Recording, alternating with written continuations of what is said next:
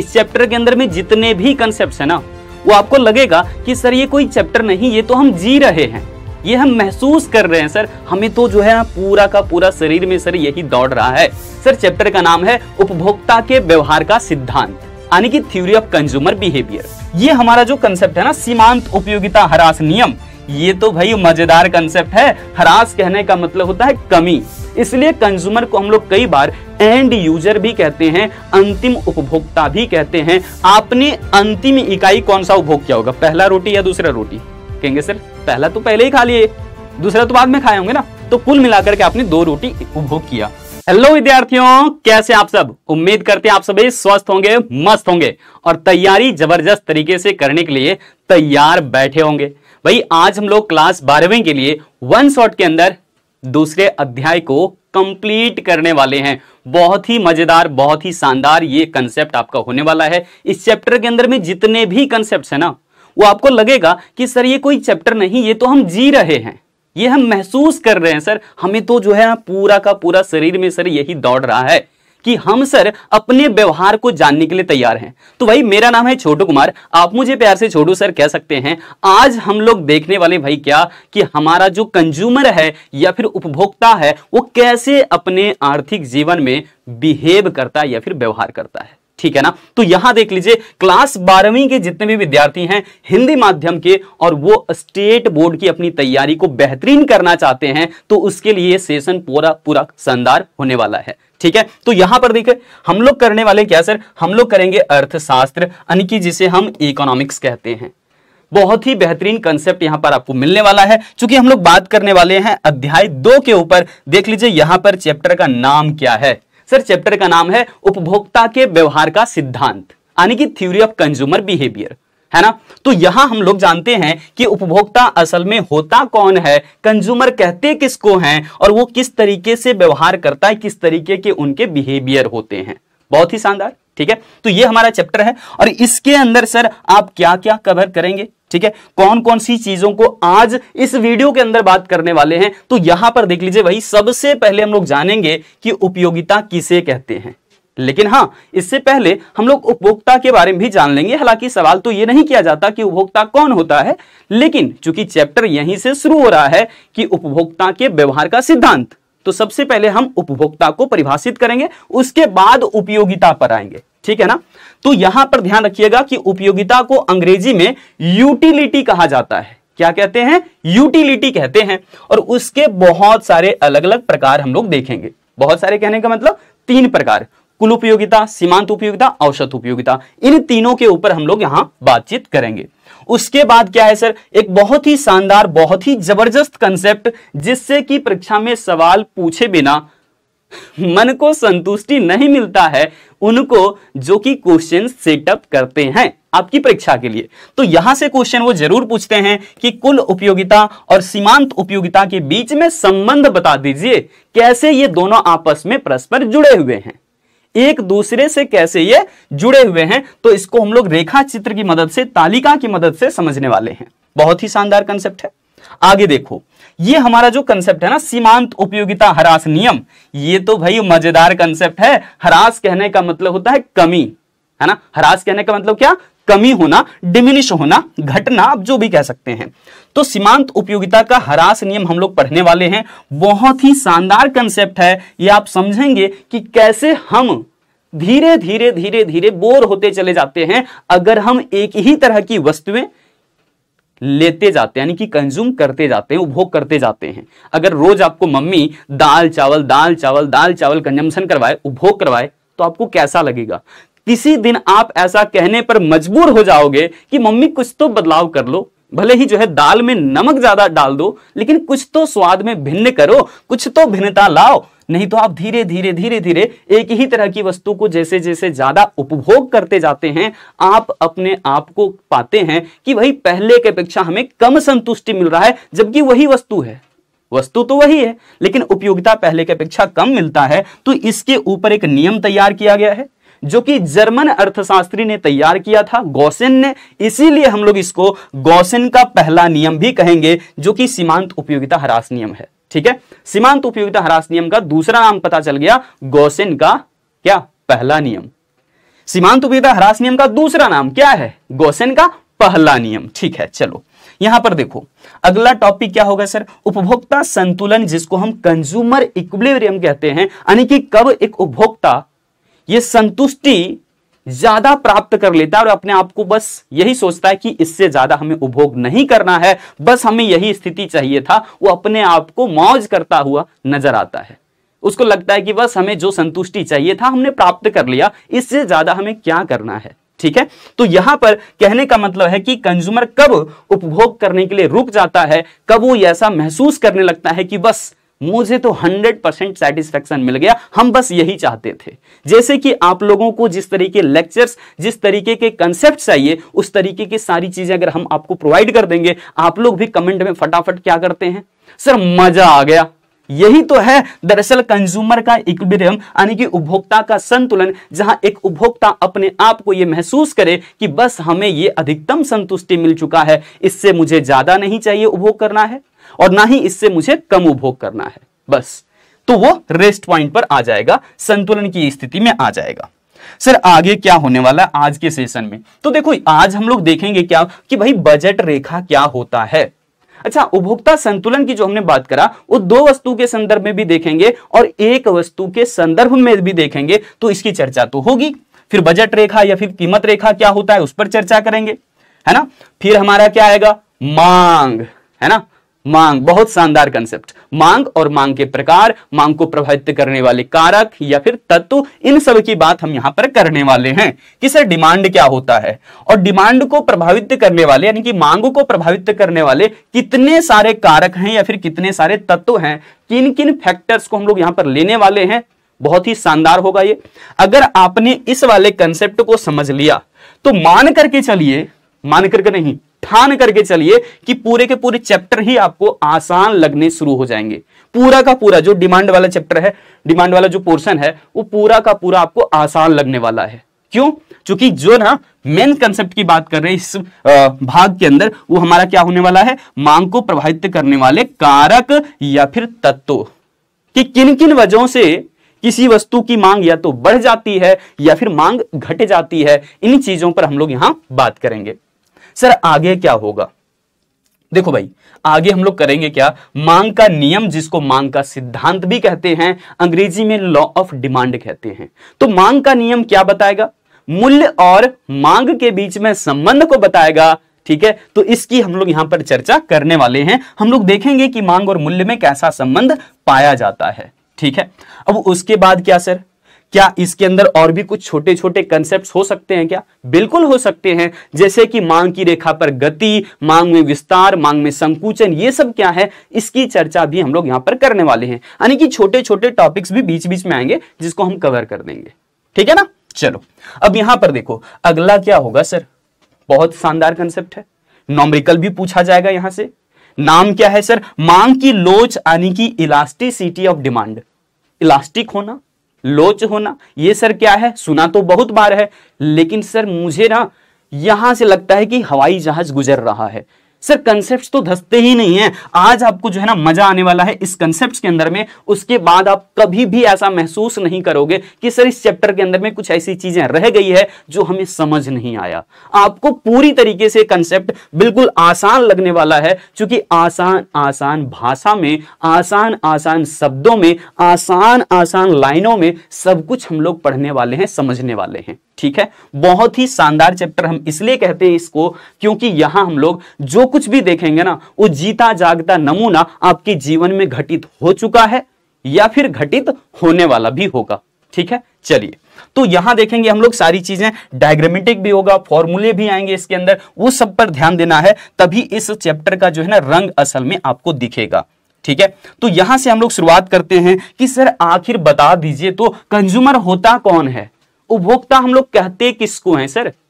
तो देखो उपभोक्ता वो व्यक्ति है ना जो वस्तुओं को खरीदता है, सेवाओं को लेता है, किस लिए? अपनी इच्छाओं को पूरा करने के लिए, अपनी आवश्यकताओं को पूरा करने के लिए। देखिए आपकी अभी आवश्यकता क्या है कि आपको अध्याय 2 पढ़ना है और आप इस लेक्चर पर आ गए, है ना, और आप देख रहे हैं और हम आपको ये सेवाएं दे पा रहे हैं। ठीक है, और आप उन सेवाओं का उपभोग कर रहे हैं, अपनी जरूरतों को पूरा कर पा रहे हैं हमारी सेवाओं से, तो आप भी एक उपभोक्ता हैं। ऐसे ही यहां पर बाजार में बहुत सारे लोग मिल जाएंगे जो अलग अलग तरह की वस्तुएं खरीदने के लिए जाते हैं, ठीक है, क्योंकि वो वस्तु उनके लिए जरूरत है। लेकिन क्या सर हम उपभोक्ता और क्या ग्राहक एक ही समझें, यानी कि कंज्यूमर और कस्टमर में कोई भिन्नता नहीं है? भाई भिन्नता है, दोनों अंतर अलग अलग होते हैं दोनों। जैसे देखो, अगर किसी ने सामान केवल खरीदा, उसने यूज नहीं किया उस सामान को, सिर्फ खरीदा, उसको यूज कोई करने वाला है दूसरा व्यक्ति, ठीक है, तो सिर्फ अगर किसी व्यक्ति ने सामान खरीदा तो वो सिर्फ ग्राहक के नाम से जाना जाएगा, सिर्फ हम उसको कस्टमर कह सकते हैं, कंज्यूमर नहीं कह सकते, क्योंकि उसने सिर्फ सामान को खरीदा है। और असल में उस वस्तु को जो प्रत्यक्ष रूप से, अंतिम रूप से जो उपभोग करेगा, जो प्रयोग करेगा, तो वो व्यक्ति कहलाएगा यहां पर उपभोक्ता या फिर कंज्यूमर। इसलिए कंज्यूमर को हम लोग कई बार एंड यूजर भी कहते हैं, अंतिम उपभोक्ता भी कहते हैं, अंतिम प्रयोग करने वाला व्यक्ति भी बोलते हैं, यानी कि वस्तु का अंतिम प्रयोगकर्ता आप कह सकते हैं। तो यहां हमें यह चीज तो समझ आ गया कि सर उपभोक्ता वो व्यक्ति है जो वस्तुओं का या फिर सेवाओं का उपयोग करता है, इसलिए ताकि उसकी जरूरतें पूरी हो जाए। हमें अभी बहुत तेजी से प्यास लग चुका है। अब हम क्या करते हैं, है ना, यहां पर रखी जो है ना एक बोतल है, इसमें पानी भरा हुआ है, ठीक है, थोड़ा सा इसको ले ही लेते भाई, है ना, सामने ही ले ले, तभी तो मजा आएगा। मजा आ गया, आप भी ऐसा ही करते हो। इसका मतलब सर क्या हुआ, हम क्या बन गए, कंज्यूमर। किसका, पानी का। समझ आया ना। अब हमें जो है यहां पर ध्यान रखना होगा कि कंज्यूमर और कस्टमर में भिन्नता होता है, अंतर होता है। जैसे आपके पापा गए बाजार, ठीक है, आपने पापा को कॉल लगाया, पापा मेरे लिए ना समोसे लेकर के आइएगा, ठीक है, पापा ने आपके लिए समोसे ला दिया। वहां पर पापा ने क्या खाया पिया उससे हमें उतना मतलब यहां पर नहीं है अभी। मान करके चलिए कि पापा ने सिर्फ आपके लिए समोसा खरीदा है, उन्होंने वहां पर चाय लिया होगा, वो अलग बात है, ठीक है, लेकिन आपके लिए समोसे लेकर के आए, खाया किसने, आपने, ठीक है, तो आप हो गए कंज्यूमर। लेकिन उस समोसे का कस्टमर कौन है या फिर ग्राहक कौन है, तो ग्राहक आपके पापा बने और उपभोक्ता आप बन गए। होता है ना ऐसा। तो यहां चलिए हम लोग बात करते हैं। देखो यहां उपभोक्ता का परिभाषा कैसे लिखा है, कह रहे हैं कि उपभोक्ता वह आर्थिक एजेंट है जो यह निर्णय लेता है कि अपनी सीमित आय से वस्तुओं एवं सेवाओं का किस प्रकार से उपभोग किया जाए। कैसे उपभोग करेंगे, क्यों सोचना पड़ रहा है, मजबूरी क्या है भाई। देखो यहां पर इनकम लिमिटेड है, आमदनी सीमित है, और इस वजह से उसे सोचना पड़ रहा है कि कौन कौन सी वस्तुएं लें, उतना ही पैसे में कौन कौन सी सेवाएं लें, जिससे कि अधिक से अधिक संतुष्टि प्राप्त हो सके, मैक्सिमम सेटिस्फैक्शन मिल सके, आनंद ही आनंद, है ना। तो ऐसा संतुष्टि ज्यादा प्राप्त करने के लिए, अधिक से अधिक संतुष्टि प्राप्त करने के लिए डिसाइड तो करना पड़ेगा, क्योंकि पैसे सबके पास लिमिटेड होते हैं, सीमित होते हैं। अब ये सर सीमित आप क्यों कह रहे हो, अंबानी भाई के पास तो बहुत सारे पैसे हैं, है ना, अडानी भाई के पास तो बहुत सारे पैसे हैं। तो आप यहां पर ऐसा समझो कि जितनी हमारे पास इनकम होती है ना, उसकी तुलना में हमारी आवश्यकताएं, हमारी इच्छाएं बहुत ज्यादा होता है। हमारी एक जैसे ही जरूरत पूरा होता है ना, एक इच्छा जैसे ही पूरा होता है, नई इच्छाएं, नई जरूरतें जन्म ले लेती है। अगर आज मान लीजिए कि आप पैदल ही जाते हैं, आते हैं स्कूल या कोचिंग सेंटर जो भी है, लेकिन आपको भी मन करता है कि काश हमारे पास साइकिल हो। जब आपके पास साइकिल हो जाता है तो आपका मन करता है कि काश हमारे पास बाइक हो जाए। जब आपके पास बाइक हो जाता है तो आपका मन करता है कि काश हमारे पास 4 व्हीलर हो जाए, है ना। तो यहां पर मन की संतुष्टि तो होनी जरूरी है, लेकिन पैसे उसके लिए चाहिए ना। तो पैसे क्या है भाई, सीमित है। तो उपभोक्ता वह आर्थिक एजेंट है जो यह निर्णय लेता है कि सीमित आमदनी से कौन कौन सी वस्तुएं खरीदें, कौन कौन सी सेवाएं खरीदें, जिससे कि अधिकतम संतुष्टि प्राप्त हो सके। कंज्यूमर का मेन मकसद क्या है, अधिक से अधिक संतुष्टि प्राप्त करना, ज्यादा से ज्यादा संतुष्टि प्राप्त करना, ठीक है। अब उपभोक्ता के तौर पर कौन कौन से लोग हो सकते हैं, तो एक व्यक्ति भी, संस्था, परिवार, सरकार, ये सभी जो है ना एक उपभोक्ता के तौर पर हो सकते हैं, एक उपभोक्ता के रूप में हो सकते हैं। इस बात को दिमाग में बैठा लीजिए, किसी कोने में इसको बैठा दीजिए कि उपभोक्ता ये होता है, ग्राहक ये होता है, ठीक है। ग्राहक उपभोक्ता दोनों में अंतर समझ आ गया। अब चलिए यहां पर देखें कि सर ये सामान खरीदने के लिए डिसाइड तो कर रहा है, हमें पता चल गया, क्योंकि इनके पास आमदनी कम रहती है, अलग अलग जगहों पर खर्च करने होते हैं। ठीक है, बहुत अच्छा। यहां पर देख लीजिए, मॉल में भी कई सारे लोगों को आपने देखा होगा अलग अलग तरह की वस्तुएं खरीदते हुए, अलग अलग तरह की सेवाएं लेते हुए, लेकिन उनके पास तो इनकम लिमिटेड है और वो हमेशा से किस चक्कर में रहते हैं कि काश कुछ परसेंटेज क्या मिल जाए, डिस्काउंट मिल जाए, सर छूट मिल जाए, फिर दिखाते हैं आपको हम। तो उसकी चर्चा हम आगे करेंगे, देखना कैसे जो है उपभोक्ता ज्यादा मांग करेगा और कम मांग करेगा। अब सर ये वस्तुएं और सेवाएं तो खरीद लिया, मन की संतुष्टि भी सर हो गया, लेकिन क्या लगता है संतुष्टि प्राप्त हुआ तो जरूर वस्तुओं से या फिर सेवाओं से, कुछ तो होगा वस्तुओं में, कुछ तो होगा उन सेवाओं में जिससे कि हमें संतुष्टि मिलती है। तो यहां पर ध्यान रखिएगा, वस्तुओं और सेवाओं में किसी विशेष तरह का गुण या फिर क्षमता होता है और उसी को हम कहते हैं उपयोगिता या फिर यूटिलिटी। तो ये भाई क्या लिख दिया भाई, गलत लिखा है, देखो उपयोगिता की परिभाषा। ठीक है, मन बिगड़ गया था क्या? चलिए कोई नहीं, मैंने आपका जो है ध्यान रखना है कि आप लोग गलत ना लिखें, इसलिए हम कहीं अगर थोड़ी बहुत गलत पाई जाती है तो इसके लिए क्षमा चाहते हैं, पहली चीज तो ये। दूसरी बात कि हम उसे सुधार करने की कोशिश तो जरूर करें। ठीक है, यहां पर देखिए, किसी वस्तु में मानवीय आवश्यकता को संतुष्ट करने की जो क्षमता होती है, मानव की जरूरतों को पूरा करने के लिए हर एक वस्तु के अंदर, हर एक वस्तु के अंदर कुछ ना कुछ क्षमता होता है और उसी क्षमता से ही मनुष्य की जरूरतें पूरी हो रही है ना, तो वस्तु की उस क्षमता को हम लोग कहते हैं यूटिलिटी या फिर उपयोगिता। समझ आ गया कि सर हर एक तरह की वस्तु में कुछ ना कुछ गुण होता है, कुछ ना कुछ क्षमता होती है और उसी क्षमता से मानव की आवश्यकताएं पूरी होती है, तो हम वस्तु की उस गुण या क्षमता को ही उपयोगिता कह देंगे। जैसे कपड़े में बदन ढकने की क्षमता है ना, कपड़े में क्या है, बदन ढकने की क्षमता है, पानी में प्यास बुझाने की क्षमता है। ठीक है, तो यहां पर सब में अलग अलग तरह की क्षमता होगी। ध्यान दीजिएगा, दूसरे तरीके से भी इसको परिभाषित कर लें, कह रहे कि उपयोगिता वह संतुष्टि है जो व्यक्ति को उपभोग के परिणाम स्वरूप प्राप्त होती है।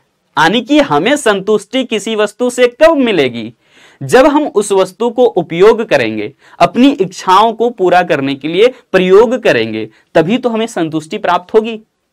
बात समझ पा रहे हैं? हाँ, कुछ ऐसी वस्तुएं होती है जिसका हम प्रयोग ना करें लेकिन घर में बहुत दिनों से रखा हुआ है, फिर भी हमें संतुष्टि मिलती है, ऐसे भी कुछ चीजें होती है। ठीक है, चलो हकीकत में देखेंगे ना तो अर्थशास्त्र में उपयोगिता का वास्तविक मतलब क्या है, आवश्यकताओं की संतुष्टि से, है ना। मुझे प्यास लगा, मैंने पानी पी लिया, मुझे पूर्ण संतुष्टि मिल गई। अब जरूरी नहीं है कि केवल एक गिलास पी करके आप, एक गिलास पानी पी करके संतुष्टि मिला या 2 गिलास या फिर 4 गिलास पानी।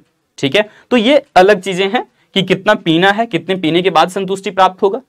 पीने पीने बार बार कह रहे तो ऐसा मत समझना कि हम कुछ और ही बात कर रहे हैं। ठीक है ना, यहां ध्यान रखना है। देखिए प्रोफेसर मार्शल क्या कहते हैं, वैसे तो उपयोगिता को मापा नहीं जा सकता कि सर हम किसी वस्तु से कितना संतुष्ट हुए, क्या इसको किलो में बताया जा सकता है, लीटर में, मीटर में, किलोमीटर में क्या इसको मापा जा सकता है? तो भाई बिल्कुल भी नहीं, यानी कि हम उपयोगिता को माप ही नहीं सकते हैं। समझ आया? अब जैसे कि हम कहें मुझे फिर से प्यास लग गया, एक बार फिर से आपको समझाने की हम हर संभव कोशिश में लगे हुए हैं। देखो मजा आ गया, देखो सच में प्यास लगी हुई थी भाई। अब यहां पर हम क्या कह रहे हैं, हम यहां पर क्या कह रहे हैं कि उपयोगिताओं को हम माप नहीं सकते। हमने पानी पिया, क्या हम बता सकते हैं कि हमें 5 लीटर खुशी मिला? क्या हम यह बता सकते हैं कि हमें 10 किलोमीटर खुशी मिला? क्या हम यह बता सकते हैं कि 10 मीटर खुशी मिला? नहीं। यानी कि हम अपनी खुशी को, हम अपनी संतुष्टि को लीटर में, मीटर में, किलोमीटर में माप नहीं सकते हैं। ठीक है सर, मापेंगे कैसे? फिर हमें पता कैसे चलेगा कि किस वस्तु से हमें कितनी संतुष्टि प्राप्त हुई या फिर कितनी उपयोगिता हासिल हुई? तो भाई इसके लिए प्रोफेसर मार्शल क्या कहते हैं कि हम उपयोगिता को मुद्रा के रूप में माप सकते हैं।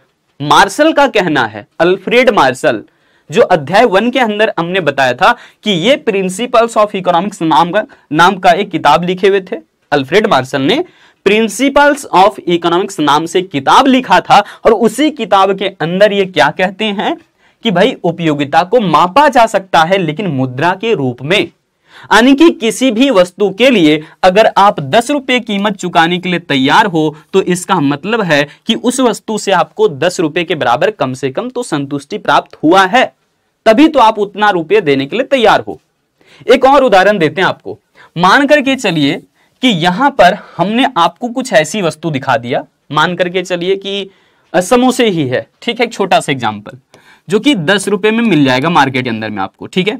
एक समोसा कितने का है? 10 रुपए का है, लेकिन वो स्वाद इतना बढ़िया था ना, बहुत बेहतरीन, जैसा आपको चाहिए था वैसा ही था। अब आपको ऐसा महसूस होगा कि भाई ये 10 रुपए की नहीं 50 रुपए की होनी चाहिए थी, है ना। हो सकता है क्योंकि उससे पहले आपने इस तरीके का कभी नहीं खाया होगा, इस तरीके का स्वाद नहीं मिला होगा आपको, है ना, और वहां पर कीमत लगभग यही होगा। तो यहां आपको अगर संतुष्टि ज्यादा मिल रहा है तो आपको ऐसा महसूस होने लगता है कि हम दुकानदार को 10 रुपए नहीं 50 रुपए दे देते हैं।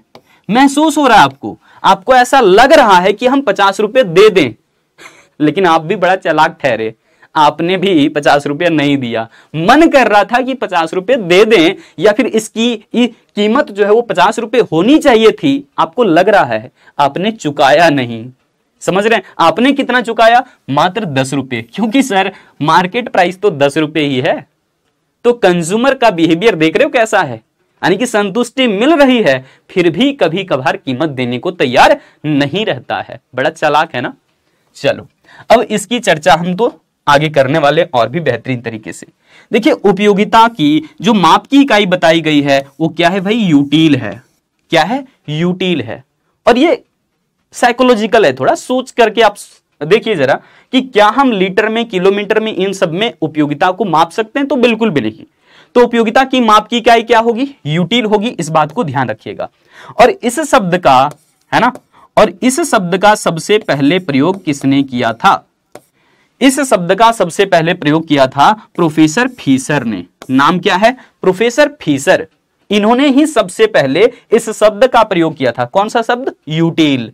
तो यूटिल शब्द का प्रयोग किया था सबसे पहले फीसर ने। और ध्यान रखिएगा कि उपयोगिता की माप की इकाई क्या है? यूटिल है। यह आपको क्वेश्चन पूछा ही जाता है। ठीक है, चलो अब आगे देखें हम लोग।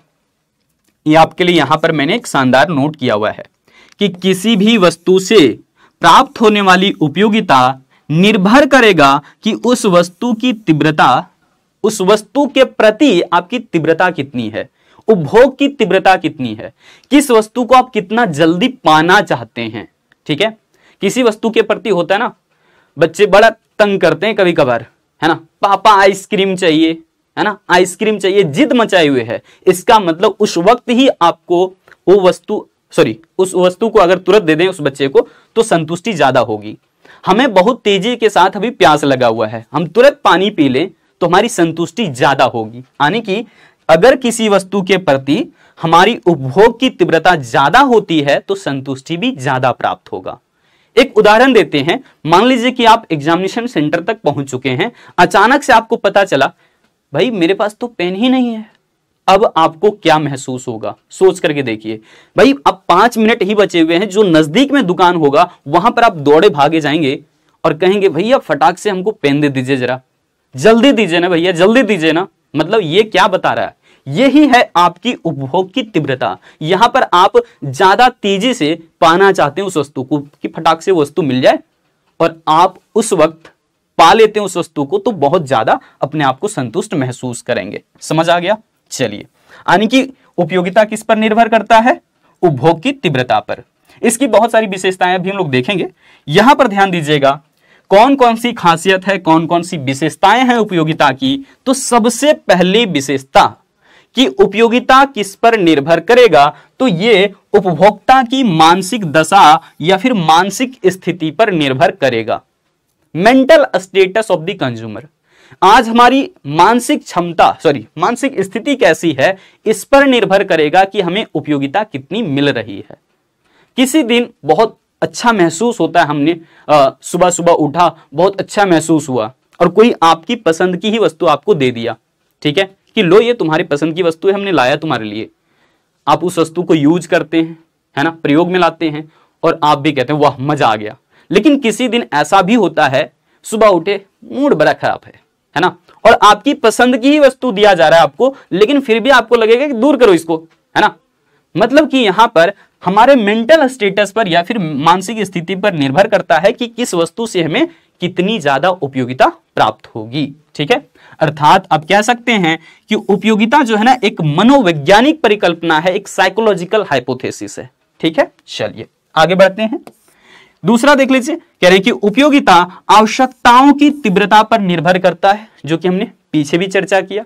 किस वस्तु को आप कितनी जल्दी पाना चाहते हैं उतना ही जल्दी आपको संतुष्टि भी मिलेगा। ठीक है, यहां पर देखिए उपयोगिता एक सापेक्षिक अवधारणा है, एक रिलेटिव कंसेप्ट है। क्यों? ये देखिए, स्थान के अनुसार, व्यक्ति के अनुसार, समय के अनुसार क्या होता है, अलग अलग हो जाता है। स्थान के अनुसार कैसे उपयोगिता भिन्न हो जाता है सर?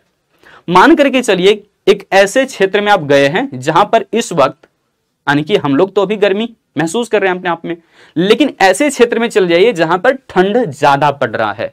ठीक है, इसी समय वहां पर लोग ऊनी वस्त्र को इस वक्त पहन रहे हैं। ठीक है, और अब बस 1-2 दिन बाद ही आप लौट करके यहां पर आ रहे हैं जहां पर गर्मी बहुत ज्यादा पड़ रही है। क्या आप यहां पर आकर के उसी ऊनी वस्त्र को पहनना पसंद करोगे? सर क्या मूर्खता वाली बात कर रहे हैं सर, गर्मी दिन में ऊनी वस्त्र कौन पहनता है ना। तो देखिए स्थान के अनुसार क्या हुआ, उपयोगिता बदल गई। ठीक है, समय के अनुसार भी कैसे होता है, देखिए अभी हमने क्या कहा, गर्मी का दिन है, जब ठंड का दिन आ जाता है तो आप क्या करते हैं, फिर ऊनी वस्त्र खरीदते हैं, लेकिन गर्मी का दिन है तो सूती वस्त्र खरीदते हैं। क्यों? क्योंकि उपयोगिता में भिन्नता है। ठीक है, तो हम यहां पर समझ सकते हैं कि उपयोगिता समय के अनुसार, व्यक्ति के अनुसार सर कैसे भिन्न हो जाता है। व्यक्ति के अनुसार देखिए, मान करके चलिए कि हमने यहां पर 3 लोगों को ले लिया और तीनों को मैंने एक एक रसगुल्ले दे दिए, है ना। अब तीनों को मैंने एक रसगुल्ले दिए हैं, सबका साइज, शेप, कलर, टेस्ट सब कुछ क्या है, समान रूप से है। किसी में स्वाद में भिन्नता नहीं है, आकार में भिन्नता नहीं है, सब कुछ बराबर है। अलग अलग सिर्फ यहां पर उपभोक्ता है। मान लीजिए कि अनिल है, विनोद है और यहां पर चंद्रकांत है। ठीक है, ये 3 लोग हैं। तीनों को मैंने दिया जब एक रसगुल्ले, सबसे मैंने उपभोग करने के बाद पूछा कि आपको कितना संतुष्टि मिला, आपको कितना और आपको कितना, लेकिन सबने अलग अलग संतुष्टि स्तर को अगर बताया तो इसका मतलब क्या है कि यहां पर किसी को हो सकता है कि रसगुल्ले बहुत ज्यादा अच्छे लगे होंगे, किसी को ऐसा भी हो सकता है कि रसगुल्ला उतना बढ़िया नहीं लगा, और किसी का तो बिल्कुल भी मन नहीं करता क्योंकि वो मीठा कभी खाता ही नहीं है, ऐसा भी हो सकता है। मतलब यहां पर हम कह लें तो वस्तु समान रूप से था, उसमें स्वाद, गुण, उसकी मात्रा, इकाइयां सब समान था, लेकिन फिर भी संतुष्टि अलग अलग हो गया। तो इस बात को ध्यान रखिएगा कि वस्तु समान होते हुए भी उपयोगिता भिन्न हो सकती है। तो हम कह सकते हैं उपयोगिता समय के अनुसार, व्यक्ति के अनुसार, स्थान के अनुसार क्या होता है, भिन्न हो जाता है। समझ आ गया? चलिए अब हम लोग यहां पर देखने वाले और भी इसकी कुछ खासियत जो कि आगे चर्चा होगी ही, लेकिन उपयोगिता के बारे में अगर कहें तो हम लोग इसके प्रकार पर चर्चा अब करेंगे। सिर्फ उपयोगिता कितनी तरह की होती है तो यहां पर एक बार हम लिख देते हैं। देखिए उपयोगिता को हम लोग 3 अलग अलग रूपों में देखने वाले हैं। ठीक है, उपयोगिता को हम लोग 3 अलग अलग रूपों में देखेंगे। सबसे पहले क्या होगा सर, सबसे पहले हम लोग किसी को भी लिख सकते हैं, लेकिन हम यहां पर ले रहे हैं कुल उपयोगिता। उसके बाद क्या होगा सर, उसके बाद होगा सीमांत उपयोगिता। ठीक है, और उसके बाद क्या होगा, औसत उपयोगिता, यानी कि सीमांत, औसत, कुल, ये तीनों हम लोग अभी देखेंगे। सीमांत उपयोगिता किसको कहते हैं सर? सीमांत उपयोगिता हम लोग कहते हैं अतिरिक्त इकाइयों से मिलने वाली संतुष्टि। यहां पर देखो पहले कुल उपयोगिता के बारे में कर लेते हैं। कह रहे हैं कि कुल उपयोगिता क्या है, यानी कि टोटल यूटिलिटी किसको कहते हैं। तो कुल उपयोगिता का मतलब क्या है कि आपने कितनी इकाइयों का उपभोग किया। किसी भी वस्तु का मान करके चलिए कि हम 4 इकाई उपभोग करते हैं। मान लीजिए कि 4 रोटियां तैयार हैं आपके लिए। ठीक है, ये 4 रोटी आपने उपभोग किया, सबसे कुछ ना कुछ संतुष्टि तो जरूर मिला होगा। जब आपको पहली बार ऐसा मन किया कि रोटी खा लेते हैं चलो अपनी भूख मिटाने के लिए, तो जब आपने रोटी की पहली इकाई लिया तो हो सकता है कि पहली रोटी से आपको 20 यूटिल संतुष्टि मिला।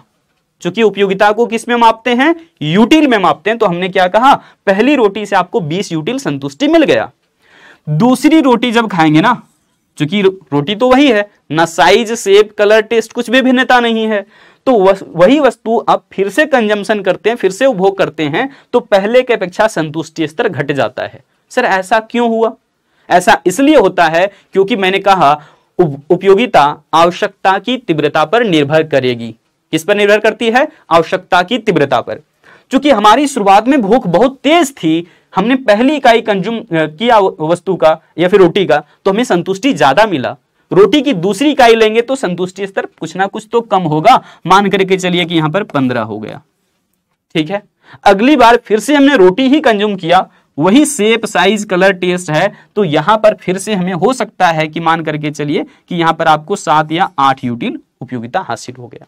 कुछ भी ऐसा ले सकते हैं, 10 भी ले सकते हैं, मतलब पहले के अपेक्षा कुछ ना कुछ तो कम होगा। अगली बार फिर से ऐसा ही चौथी इकाई कंजम्पशन कर लिए या फिर उपभोग कर लिए, तो हो सकता है कि यहां पर 10 से कम ही मिलेगा ना, तो मान लेते हैं 5 यूटिल संतुष्टि मिला। ऐसा आप कर दीजिए। अब कहेंगे सर कुल उपयोगिता कितनी हुई?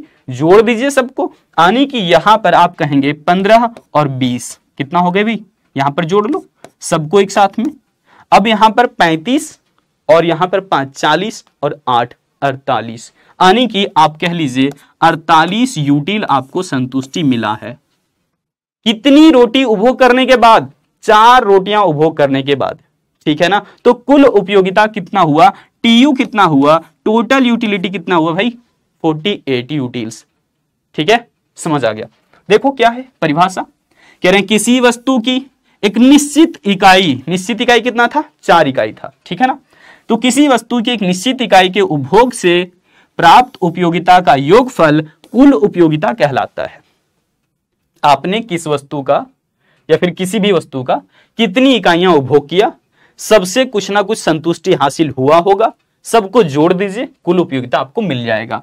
आप ये भी कह सकते हैं कि सीमांत उपयोगिताओं का योग कुल उपयोगिता कहलाता है। सीमांत उपयोगिता का योग, जोड़, यानी कि देखो सीमांत उपयोगिता क्या होता है कि अतिरिक्त इकाइयों से आपको कितना संतुष्टि मिला है। एक अतिरिक्त इकाई जब आपने उपभोग किया तो उस अतिरिक्त इकाई से आपको संतुष्टि कितना मिला है, ठीक है ना। चलिए आगे बढ़ जाते हैं, लेकिन उससे पहले फॉर्मूला देख लें। देखो टीयू निकालने का एक साधारण सा फॉर्मूला है। आप यहां पर ऐसा लिख सकते हैं कि पहली इकाई से कितनी यूटिलिटी मिला, इसी तरीके से दूसरी इकाई से कितना संतुष्टि मिला है, तीसरी इकाई से कितना संतुष्टि मिला है, और इसी तरीके से आप जितनी भी इकाइयां उपभोग करेंगे वहां तक आप लेकर के जा सकते हैं, ठीक है। तो इस बात को यहां ध्यान रखिएगा, ये आपका फॉर्मूला हो गया, ठीक है।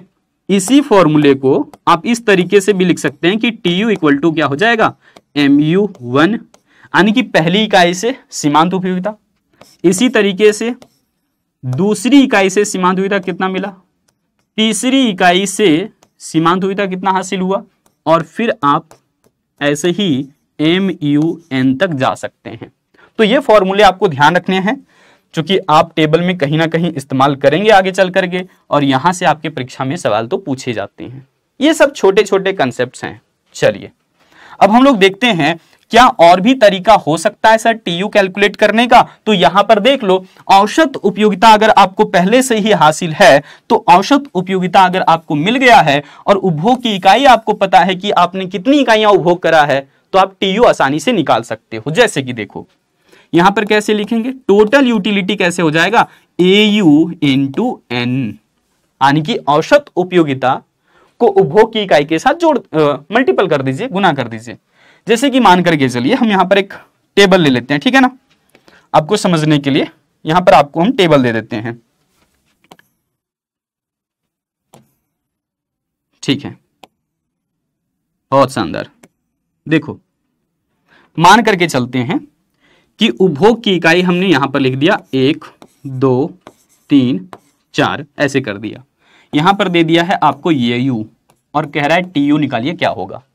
AU दिया हुआ है, मान करके चलिए पहले आपको दिया है 20, फिर दिया है यहां पर 15, फिर 10, फिर ऐसे दे दिया मान लीजिए 5। TU कैसे निकलेगा आपका, तो मैंने क्या कहा, AU इंटू एन कर दीजिए। तो देखिए AU और n दोनों दिया हुआ है, यहां पर गुना करेंगे दोनों को, 20 एकम 20, 15 को 2 से गुना करेंगे, आपका कितना हो जाएगा ये 30। फिर यहां पर देखिए 30 रह जाएगा, आगे देख लीजिए तो यहां पर फिर से 20 आ गया। ठीक है, समझ आया? तो इस तरीके से आप कैलकुलेट कर सकते हो। क्या सर दो जगह पर 30-30 आ सकता है? बिल्कुल आ सकता है, इसकी चर्चा भी आगे होगी, ऐसा कब होता है ये आपको पता चलने वाला है। ठीक है ना? चलो अब हम लोग यहां पर आ जाते हैं। सर सीमांत उपयोगिता के बारे में कुछ बता दीजिए। देखो सीमांत उपयोगिता के बारे में कुछ नहीं बल्कि बहुत कुछ समझना है आपको, क्योंकि यहां से ही आपके परीक्षा में सवाल पूछे जाते हैं। सीधे सीधे अगर हम कहें तो कुल उपयोगिता और सीमांत उपयोगिता को आप एकदम मन मस्तिष्क में बैठा लीजिए, यहीं से सवाल किए जाते हैं। औसत उपयोगिता से जनरली देखा जाता है कि सवाल नहीं रहता है। यहां पर देखिए कह रहे हैं कि किसी वस्तु की अगर आपने एक अतिरिक्त इकाई उपभोग करा तो उससे कुल उपयोगिता में जो परिवर्तन देखने को मिलता है वही परिवर्तन कहलाता है सीमांत उपयोगिता। सर कुछ समझ नहीं आया, बताते हैं। देखो सीमांत कहने का मतलब अंग्रेजी में क्या है भाई, मार्जिनल, और मार्जिनल कहने का मतलब है क्या, वन एडिशनल यूनिट, यानी कि एक अतिरिक्त इकाई। ठीक है, वन एडिशनल यूनिट, समझ पा रहे हो, एक अतिरिक्त इकाई है ना। अब एक अतिरिक्त इकाई हमने बात किया तो देखिए यहां पर लिखा भी है, जहां भी सीमांत आप शब्द सुन लीजिएगा इकोनॉमिक्स के अंदर में, अर्थशास्त्र के अंदर में, उसको क्या समझना है, एक अतिरिक्त इकाई, है ना। जैसे देखो मान करके चलिए कि हमने यहां पर किसी वस्तु की 2 इकाई उपभोग करा, तो उस वक्त हमारा जो TU था यानी कि कुल उपयोगिता था वो मान करके चलिए कि 30 है। लेकिन अगर हम एक एक्स्ट्रा इकाई और भी उपभोग करते हैं, मान करके चलिए कि अब हमने 3 इकाई कर दिया कुल मिलाकर के, तो हमने बढ़ाया कितना, उपभोग में परिवर्तन कितना हुआ है, केवल 1 एक्स्ट्रा। तो इसीलिए हम प्लस में 1 लिख रहे हैं। कुल उपयोगिता कुछ ना कुछ तो बढ़ेगा अगर हमने ज्यादा उपभोग करा है तो। ठीक है, तो यहां पर मान करके चलिए कि हो चुका ये 45, ऐसा कुछ। अब आपको हम कह रहे हैं क्या कि बता दो यहां पर सीमांत उपयोगिता कितना होगा। तो हमने परिभाषा में आपको क्या कहा कि किसी वस्तु की एक अतिरिक्त इकाई उपभोग करने से कुल उपयोगिता में जो परिवर्तन होता है, परिवर्तन किस में देखना है, कुल उपयोगिता में, किसकी वजह से हो रहा है, एक अतिरिक्त इकाई उपभोग करने से। तो देखो जैसे ही हमने एक अतिरिक्त इकाई उपभोग किया, कुल उपयोगिता पहले 30 था अब 45 हो गया है, परिवर्तन कितने का दिख रहा है कुल उपयोगिता में, तो आप कहेंगे सर 15 का दिख रहा है, यानी कि 15 यूटिल संतुष्टि यहां पर बढ़ गया, TU में 15 यूटिल संतुष्टि बढ़ा हुआ है। ठीक है, तो ये जो 15 है ना, यही आपकी है क्या, सीमांत उपयोगिता। ठीक है, इसको कहते हैं मार्जिनल यूटिलिटी, समझ आ गया होगा। सर कैलकुलेट कैसे करेंगे, तो इसके लिए 2 अलग अलग फॉर्मूले हैं, दोनों पर चर्चा कर देते हैं। यहां पर पहले एक फॉर्मूला देख लीजिएगा, यहां लिखा हुआ है MU इक्वल टू क्या, TUN-1। सर क्या कहा आपने, ठीक है ध्यान दो, एक बच्चे का नाम है जिसको हम कह सकते हैं टुन-1। आप ऐसे ध्यान रख लो, टुन-1 करके। ठीक है, जैसे देखो मार्जिनल यूटिलिटी को क्या कह रहे हैं, TUN माइनस क्या हो जाएगा, TUN, और यहां पर देखो ब्रैकेट डाल रहे हैं -1। ठीक है, समझ आया। तो टुन-1 आप ऐसे ध्यान रख सकते हो। यहां पर देखो अब क्या कह रहे हैं कि कुल उपयोगिता में परिवर्तन की दर को सीमांत उपयोगिता कहते हैं।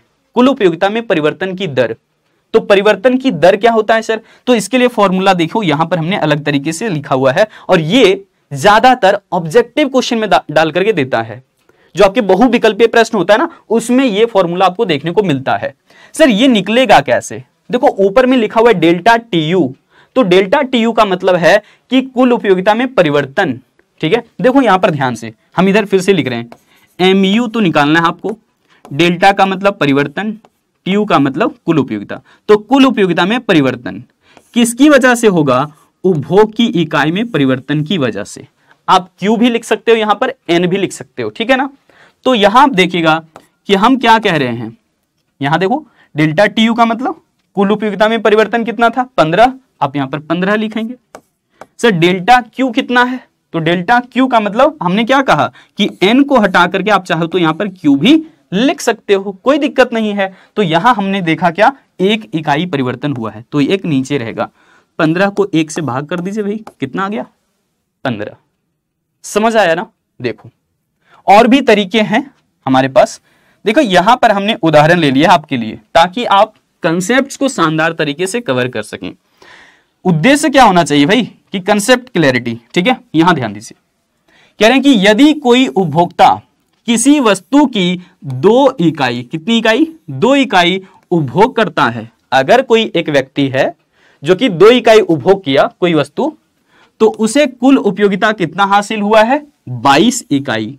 और केवल अगर 1 इकाई उपभोग करता है, केवल 1, तब उसको कुल उपयोगिता मिलता है 10 यूटिल। 2 इकाई उपभोग करता है तो 22 यूटिल संतुष्टि मिला है, यानी कि 22 इकाई आप कह सकते हैं। और 1 इकाई उपभोग करता है तो उसको कितना उपयोगिता मिल रहा है 10। तो बताइए सीमांत उपयोगिता क्या होगा, तो कह रहे हैं 12। क्यों, देखो यहां पर लिखा हुआ क्या, mu = TUN-TUN-1। ये फॉर्मूला तो आपको याद करने ही है। अब यहां पर हम क्या कह रहे हैं, साइड में हम लिख देते हैं, जल्दी समझ में आएगा। देखो यहां हमने क्या कहा TUN-1। भाई इसी पर हमें क्या करना है कैलकुलेशन। देखो हमने क्या कहा, आपने अंतिम इकाई कौन सा उपभोग किया होगा, पहला रोटी या दूसरा रोटी। कहेंगे सर पहला तो पहले ही खा लिए, दूसरा तो बाद में खाए होंगे ना। तो कुल मिलाकर के आपने 2 रोटी उपभोग किया। तो यहां पर आप ऐसे लिखिए TU2 माइनस में क्या हो जाएगा, देखो n के जगह पर अगर हमने 2 रख दिया तो यहां पर फिर से आपको n की जगह पर कितना ही यूज करना है 2, क्योंकि कुल मिलाकर के आपने 2 ही रोटी कंजम्पशन किया हुआ है, 2 ही रोटी का उपभोग करा है। देखो सबसे ज्यादा कितना है 2 इकाई। तो यहां पर देखिएगा दूसरी इकाई से आपको कुल उपयोगिता कितना मिला था, दूसरी इकाई से कुल उपयोगिता कितना हासिल हुआ था, 2 इकाई के उपभोग से देख लीजिए कितना मिला था 22। तो यहां पर कर दीजिए 22। आप 2 को मल्टीपल मत कर देना, ये 2 जो है ना इंडिकेट करता है कि दूसरी इकाई पर कुल उपयोगिता कितनी है। तो 2 इकाई के उपभोग से कुल उपयोगिता 22 प्राप्त हुआ है, तो सिर्फ 22 लिखना है, ठीक है। 2 को यहां पर और भी गुना मत कर देना, ऐसे नहीं करना आपको, ठीक है, ये गलत बात है। चलो तो यहां पर सिर्फ आपको क्या लिखना है 22। उसके बाद 2 - 1 का मतलब क्या होता है 1। तो 1 इकाई जब आपने केवल उपभोग किया था तब TU कितना था, तो 1 इकाई के उपभोग से कुल उपयोगिता देखो यहां पर कितना हो गया था 10। तो यहां पर सिर्फ कितना लिखेंगे इसकी जगह पर 10। तो 22 में से 10 कम कर दीजिए, कितना हो जाएगा, तो यहां पर आ जाएगा आपका 12। ये क्या निकला आपका मार्जिनल यूटिलिटी, यानी कि सीमांत उपयोगिता। समझ आ गया। चलो भाई बहुत दमदार। अब यहां पर हम लोग समझ चुके कि सर सीमांत उपयोगिता क्या है, कुल उपयोगिता क्या है। औसत पर भी चर्चा कर लिया जाए। औसत उपयोगिता किसको कहते हैं, ये तो और भी आसान है, और परीक्षा में इससे सीधे सीधे सवाल तो नहीं रहते, लेकिन आपको पढ़ना है किसके लिए, टेबल के लिए। तालिका वाला क्वेश्चन पूछ सकता है, ठीक है, तो वहां पर काम में आएगा इसके फॉर्मूले। कह रहे हैं किसी वस्तु की, रुकिएगा कलर थोड़ा चेंज कर ले, देखो किसी वस्तु के उपभोग से प्राप्त कुल उपयोगिता को उपभोग की गई इकाई से भाग देने पर जो औसत प्राप्त हो रहा है या फिर जो भागफल प्राप्त हो रहा है वही तो है औसत उपयोगिता। सर कहने का मतलब क्या है कि जब हम कुछ इकाइयां उपभोग करते हैं तो उससे कुछ ना कुछ तो कुल उपयोगिता हासिल हुआ होगा, तो वही जो रेशियो है वो बन जाता है एवरेज यूटिलिटी। जैसे कि मान करके चलिए कि हमने यहां पर क्या कहा है, ध्यान से सुनिएगा। मान लीजिए कि हमने 4 रसगुल्ले कंज्यूम किया या फिर उपभोग किया, तो 4 रसगुल्ले के उपभोग करने से हमें मान करके चलिए कि 50 यूटिल या फिर 40 यूटिल संतुष्टि मिला, ठीक है। 40 यूटिल मान लीजिए संतुष्टि मिला, कितने रसगुल्ले उपभोग करने से, 4 रसगुल्ले उपभोग करने से। तो हम कह रहे हैं कि कम से कम 1 रसगुल्ले से आपको कितना संतुष्टि मिला। आप कहोगे सर खिलाओ तब तो बताएंगे। देखो भाई वो चीजें तो बाद में होगी ही, जब आपकी रिजल्ट शानदार हो जाएगी। तो यहां पर 40 को भाग देंगे किससे, 4 से, कितना आ जाएगा 10। सर यही तो है हमारा एवरेज यूटिलिटी, इसी को कहते हैं औसत उपयोगिता। सर बहुत आसान है ना। देखो दूसरे तरीके से भी आप इसको कह सकते हो कि किसी वस्तु से, ये गलत लिखा हुआ यहां पे, रुको भाई, यहां पर प्रति होगा, प्रति इकाई, ठीक है।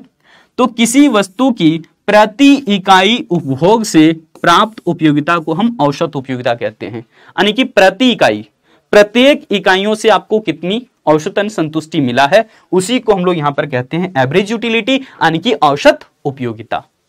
अब आप लोग भी बताइएगा कि कितनी ज्यादा संतुष्टि मिली है इस कंसेप्ट को पढ़ने के बाद, है ना। आगे इसकी चर्चा और भी बेहतरीन होने वाला है। यहां पे आ जाइए। अब सर इसमें क्या है, इसमें तो रिलेशन जानना है सर, लेकिन इसकी चर्चा हम बाद में करते हैं, ठीक है। पहले हम आपको बताते हैं सीमांत उपयोगिता ह्रास नियम, पहले इसकी हम चर्चा कर लेते हैं, फिर हम जाएंगे संबंध के ऊपर में कि टीयू एंड एमयू में क्या रिलेशन है, जल्दी समझ में आएगा। देखो सीमांत उपयोगिता ह्रास नियम क्या कहता है, इसको ह्रास का समझो। यहां पर ह्रास का अर्थ क्या होता है, तो ह्रास का अर्थ होता है कमी, ठीक है, यानी कि डिमिनिश होना, डिक्रीज होना कह सकते हैं। जैसे देखो हमने क्या किया, अगर हमें बहुत तेजी के साथ प्यास लगा हुआ है, फिर से पी लेते हैं जरा आप लोग कहोगे सर ये पीने की बहुत ज्यादा बात हो रही है, सर किस स्वाद की बात कर रहे हैं आप, तो भाई ये पानी है, सिर्फ पानी, ठीक है, इसमें और कुछ नहीं मिला हुआ है ख्याल इधर मत करना। चलिए देख लीजिए एक बारी, है ना।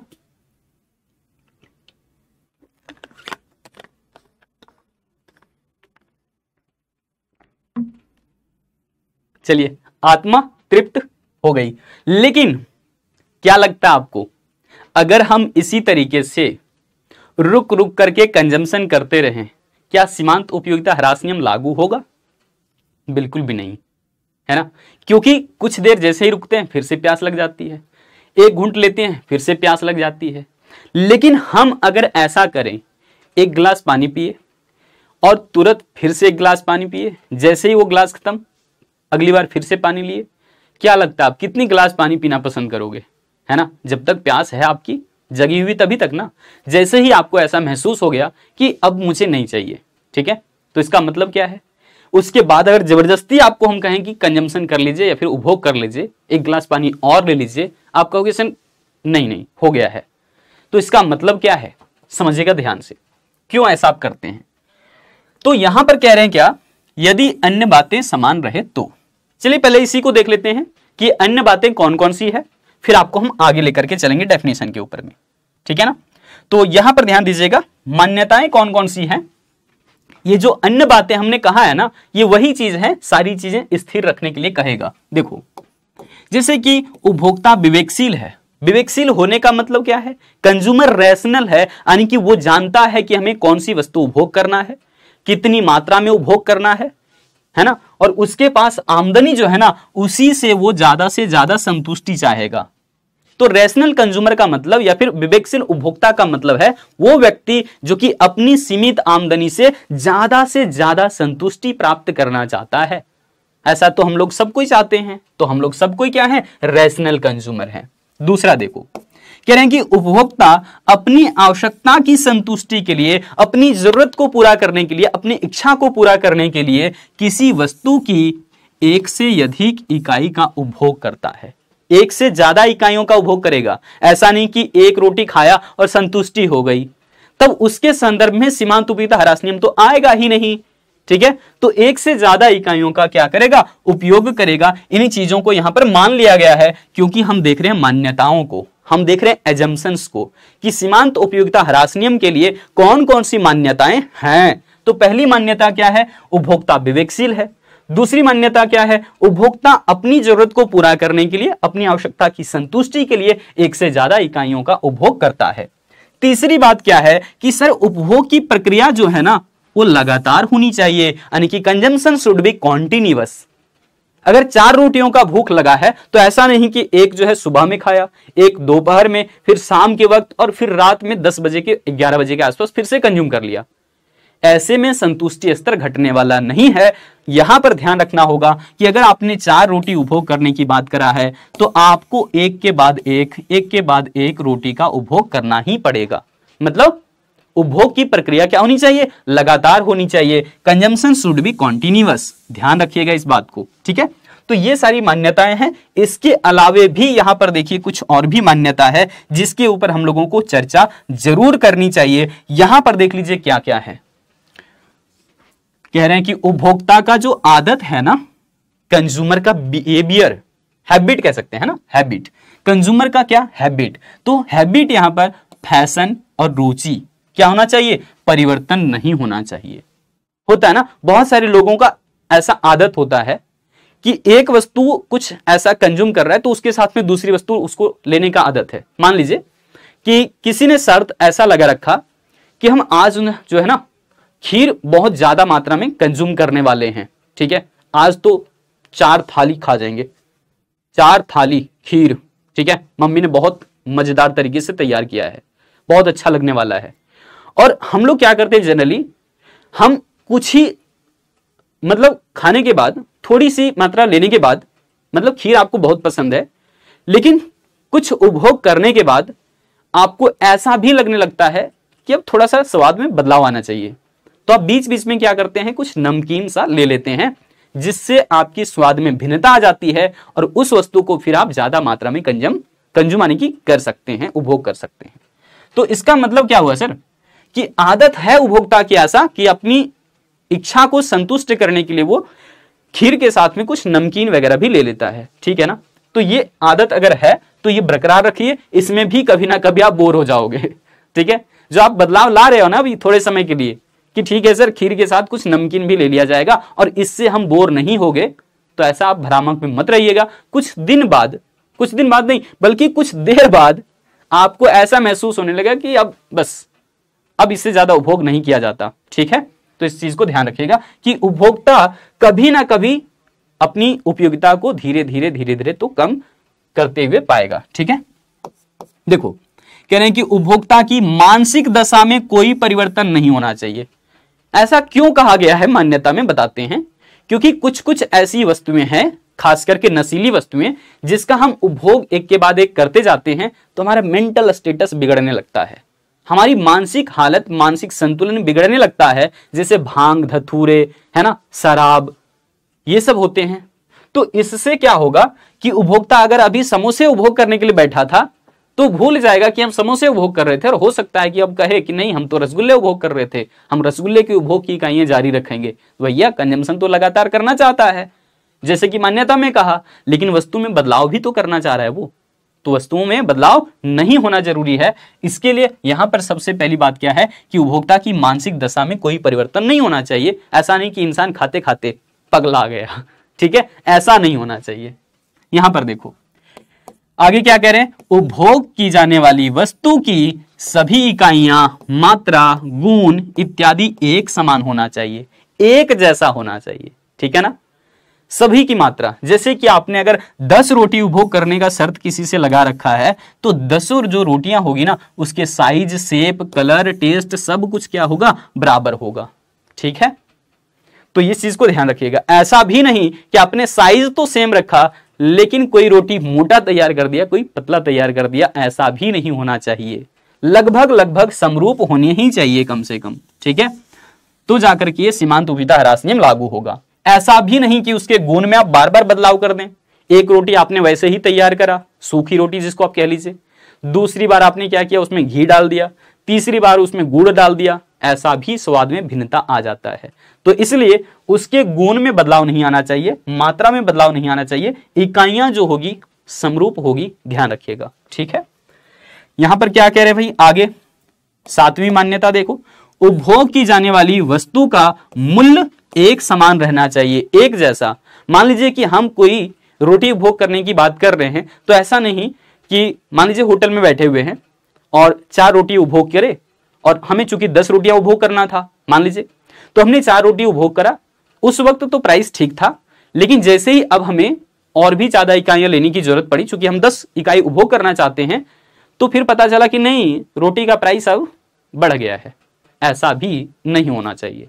तो इसलिए वस्तु का मूल्य, जो वस्तु आप उपभोग कर रहे हैं, तो उपभोग की जाने वाली वस्तु का मूल्य समान रहना चाहिए। भले ही अभी दूसरी वस्तु का कीमत बदल जाए, उससे हमें कोई मतलब नहीं।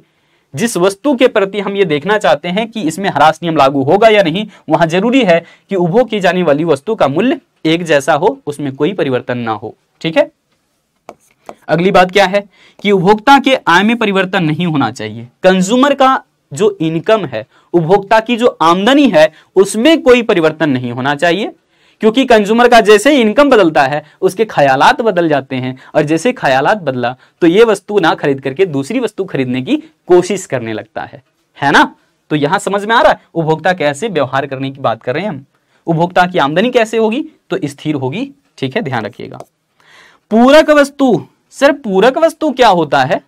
पूरक वस्तु को अंग्रेजी में कहते हैं कॉम्प्लीमेंट्री गुड्स। अब ये पूरक वस्तु समझ लीजिए कि रोटी के साथ में आप कौन सी ऐसी चीज ले रहे हैं जिससे कि रोटी आप कंज्यूम कर पा रहे हैं, ठीक है। जैसे रोटी के साथ में कौन सी सब्जी है फिक्स होना चाहिए, उसमें नमक और बाकी मसाले कितने शामिल किए गए हैं वो सब तय होना चाहिए, ठीक है ना। ऐसा नहीं कि किसी ने 20 रोटी उपभोग करने का शर्त लगा लिया है और आपने सब्जी थोड़ी सी तैयार करके रखा था। पहले जब एक रोटी उपभोग करा तो उस समय बहुत अच्छे खासे जो है सब्जी मात्रा थी, लेकिन दूसरी बार उसकी मात्रा कम पड़ गई। ऐसा भी नहीं होना चाहिए। तो पूरक वस्तु क्या है, उसमें बदलाव नहीं होना चाहिए। अगर आप दूध के साथ कंजम्पशन करना चाहते हैं कि नहीं सर हम रोटी को जो है ना दूध के साथ उपभोग करना चाहते हैं, लीजिए, है ना। लेकिन ऐसा ना हो कि 2-4 रोटियां आपने दूध के साथ उपभोग करा और फिर आपका मन कर रहा है कि नहीं सर अब तो हम सब्जी के साथ उपभोग करेंगे, तो ऐसा भी बदलाव आपको नहीं करना है। नहीं तो सीमांत उपयोगिता ह्रास नियम लागू तो होगा बट देर से लागू होगा और इसकी मान्यता फिर खत्म हो जाएगी। तो मान्यता को ध्यान रखने के लिए हम यहां पर कह रहे हैं। तो पूरक वस्तु यानी कि कॉम्प्लीमेंट्री गुड्स और पूरक वस्तु के मूल्य में कोई भिन्नता नहीं होना चाहिए। पूरक वस्तु का मूल्य भी नहीं बदलना चाहिए और पूरक वस्तु भी नहीं बदलना चाहिए, तब जाकर के सीमांत उपयोगिता ह्रास नियम लागू होता है। सर ये सीमांत उपयोगिता ह्रास नियम बहुत बार आप कह रहे हैं, असल में बता ही दो ये है क्या। तो देखो भाई यहां पर हम क्या कहना चाहते हैं, हमने जो यहां पर कहा था ना कि अन्य बातें समान रहे, तो इसकी चर्चा तो अभी हम लोगों ने पॉइंट वाइज कर लिया। लेकिन अब बात रहा कि सर ये नियम बताता क्या है। तो देखो उपभोक्ता ना जैसे जैसे किसी वस्तु की अतिरिक्त इकाई यानी कि किसी एक वस्तु की अधिक से अधिक इकाइयां उपभोग करते जाता है, वैसे वैसे उस वस्तु की अगली इकाइयों से प्राप्त होने वाली सीमांत उपयोगिता क्रमशः मतलब लगातार एक के बाद एक सीमांत उपयोगिता क्या होती जाती है, घटते जाती है। और इसीलिए इसको हम लोग सीमांत उपयोगिता का ह्रास नियम कहते हैं। जैसे समझो हमें फिर से प्यास लग गया, ठीक है, मान करके चलिए, अभी नहीं लगा, मान करके चलिए, उपभोग कर लिया मैंने। क्या लगता है जैसे जैसे ज्यादा मात्रा में हम इसको लेते जाएंगे, है ना, एक के बाद एक उपभोग करते जाएंगे, क्या लगता है हमें और भी पीने का मन करेगा? बिल्कुल भी नहीं। यानी कि प्रत्येक बार जब हमें प्यास लगा होता है, पहले घूंट लिए बहुत अच्छा लगा, दूसरी घूंट लिए अच्छा तो लगा लेकिन पहले की अपेक्षा कम अच्छा लगा, ये सब विचार होने लगते हैं। समझ आया? तो यहां पर किसी वस्तु की अधिक से अधिक इकाइयां जब हम लोग उपभोग करने लगते हैं तो उस वस्तु की चूंकि ज्यादा सिर्फ मात्रा बढ़ा रहे, इकाइयां बढ़ा रहे, वस्तु तो वही है, साइज शेप कलर टेस्ट हमने बात किया अभी, सब कुछ समान रूप से है। तो जैसे जैसे उस वस्तु की आप ज्यादा से ज्यादा इकाइयां उपभोग करेंगे तो उसकी अगली इकाइयों से प्राप्त होने वाली सीमांत उपयोगिता लगातार यानी कि क्रमशः क्या होगा, घटते जाता है। इसी को सीमांत उपयोगिता ह्रास नियम कहते हैं। सर बताएंगे कैसे इसको? ये तो स्टेटमेंट हो गया, कथन हो गया, ठीक है, इस नियम का। लेकिन यहां पर देख लीजिए, है ना, यहां पर क्या कह रहे हैं सो कि सबसे पहले इस नियम का जिक्र किसने किया था? मैंने शुरुआत में ही बताया था, जर्मन के अर्थशास्त्री हैं, जर्मनी के, और जर्मनी के अर्थशास्त्री हैं, बड़ा फेमस अर्थशास्त्री हैं, सुप्रसिद्ध अर्थशास्त्री आप कह लीजिए, ये हैं प्रोफेसर गॉसेन। और गॉसेन ने सबसे पहले इस नियम का जिक्र करा, इसीलिए हम लोग कहते हैं सीमांत उपयोगिता ह्रास नियम को गॉसेन का पहला नियम, फर्स्ट लॉ ऑफ गॉसेन, ठीक है, ये चीज तो क्लियर हो गया। लेकिन हेंडरसन साहब जो हैं ये परिभाषित करते हैं सीमांत उपयोगिता ह्रास नियम को अपने तरीके से। कैसे? ध्यान दीजिएगा, कह रहे हैं कि किसी वस्तु किसी व्यक्ति के लिए किसी वस्तु की सीमांत उपयोगिता उस वस्तु की प्रत्येक मात्रा में वृद्धि के साथ साथ घटते जाती है, यानी कि सीमांत उपयोगिता घटते जाती है, ठीक है। अगर कोई व्यक्ति किसी एक तरह की वस्तु को लगातार एक के बाद एक उपभोग करेगा तो उसकी जो सीमांत उपयोगिता होगी क्रमशः घटती चली जाएगी और वो ऐसा महसूस करने लगेगा कि भैया बस इससे ज्यादा मुझे उपभोग नहीं करना। अब कहीं ना कहीं फिर वो रुकेगा, लेकिन लगातार क्या हो रहा है, सीमांत उपयोगिता घट रहा है, ठीक है, ध्यान रखिएगा। अब यहां पर थोड़ी सी बात क्या आ गई कि सर इसे हम तालिका से, रेखा चित्र से कैसे दिखा सकते हैं? तो ये बहुत आसान है। देखिए सबसे पहले आप यहां पर लिखेंगे उपभोग की इकाइयां, है ना, कि कितनी आप मात्रा उपभोग करना चाहते हो। तो देखिए यहाँ पर हमने 7 इकाई तक ले लिया है ताकि हम इसको अलग अलग रूपों में भी दिखा सकें। सबसे पहले यहाँ पर हमने क्या लिखा, उपभोग की इकाइयां, इधर क्या लिखेंगे, सीमांत उपयोगिता हमने ले लिया। आप शॉर्ट में इसको MU कहते हैं। उपभोग की इकाई को आप चाहे तो N से भी लिख सकते हैं, Q से भी लिख सकते हैं, ठीक है ना। तो यहां पर देखिए पहली इकाई उपभोग किया, संतुष्टि देखो 16 है, दूसरी इकाई से 12 हो गया, तीसरी इकाई पर कितना हो गया 8, चौथी इकाई पर कितना हो गया 4, पांचवी इकाई पर क्या हो गया देखो 0, छठी इकाई पर क्या हुआ -4, सातवीं इकाई पर क्या हुआ -8। क्या सर ये माइनस में दिखाना जरूरी है क्या? तो हम कहेंगे भाई नहीं, माइनस में दिखाना जरूरी तो नहीं होता, क्योंकि सीमांत उपयोगिता कभी भी नहीं बोला है कि ऋणात्मक हो जाता है। सीमांत उपयोगिता ह्रास नियम कभी बोला कि ऋणात्मक उपयोगिता होगी तभी हम ह्रास बोलेंगे? नहीं ना। ह्रास नियम हम कब कहते हैं? नियम कहने का मतलब जब कोई घटना एक ही तरीके से घटित होते रहता है, एक ही तरीके से, या तो लगातार बढ़ रहा है या फिर लगातार घट रहा है, तभी तो नियम बनता है। एक जैसे होने की प्रवृत्ति को ही तो नियम कहते हैं। समझ में आया? तो यहां पर एक ही जैसी बात क्या हो रही है इसमें बताइएगा जरा, कि लगातार सिर्फ घटते जा रहा है, घटते जा रहा है, घटते जा रहा है, कभी बढ़ा इसमें नहीं। तो यहां से अगर यहां तक यानी कि 16 से लेकर के अगर हम 4 तक भी देखेंगे तब भी हम यहां कह सकते हैं सीमांत उपयोगिता ह्रास नियम, इसमें कोई दो राय नहीं है।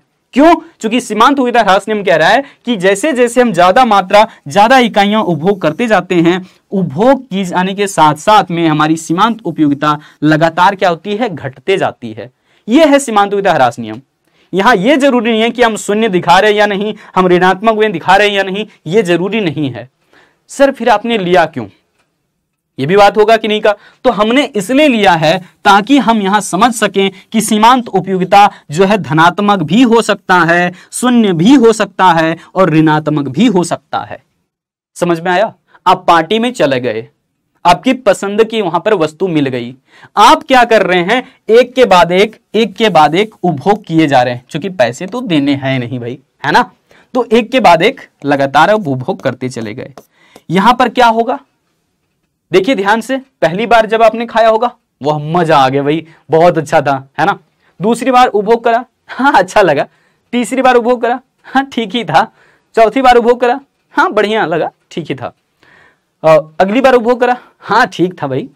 अगली बार उपभोग करा, हाँ ठीक ठाक था, है ना। अगली बार उपभोग करा, बढ़िया था, अच्छा खिलाए पिलाए, मजा आया। मतलब कि आप यहां पर कह सकते हैं कि पहली बार आप जब किसी वस्तु का उपभोग करते हैं तो संतुष्टि स्तर ज्यादा है, फिर वही वस्तु चुकी है, मात्रा समान है, वस्तु वही है, तो यहां पर उपयोगिता पहले की अपेक्षा कम हो गई। कौन सी उपयोगिता? सीमांत उपयोगिता। सीमांत उपयोगिता क्या होता है? उपभोग की अतिरिक्त इकाई से मिलने वाली उपयोगिता, उपभोग की अगली इकाई से या फिर किसी वस्तु की अगली इकाई से मिलने वाली उपयोगिता को सीमांत उपयोगिता कहते हैं।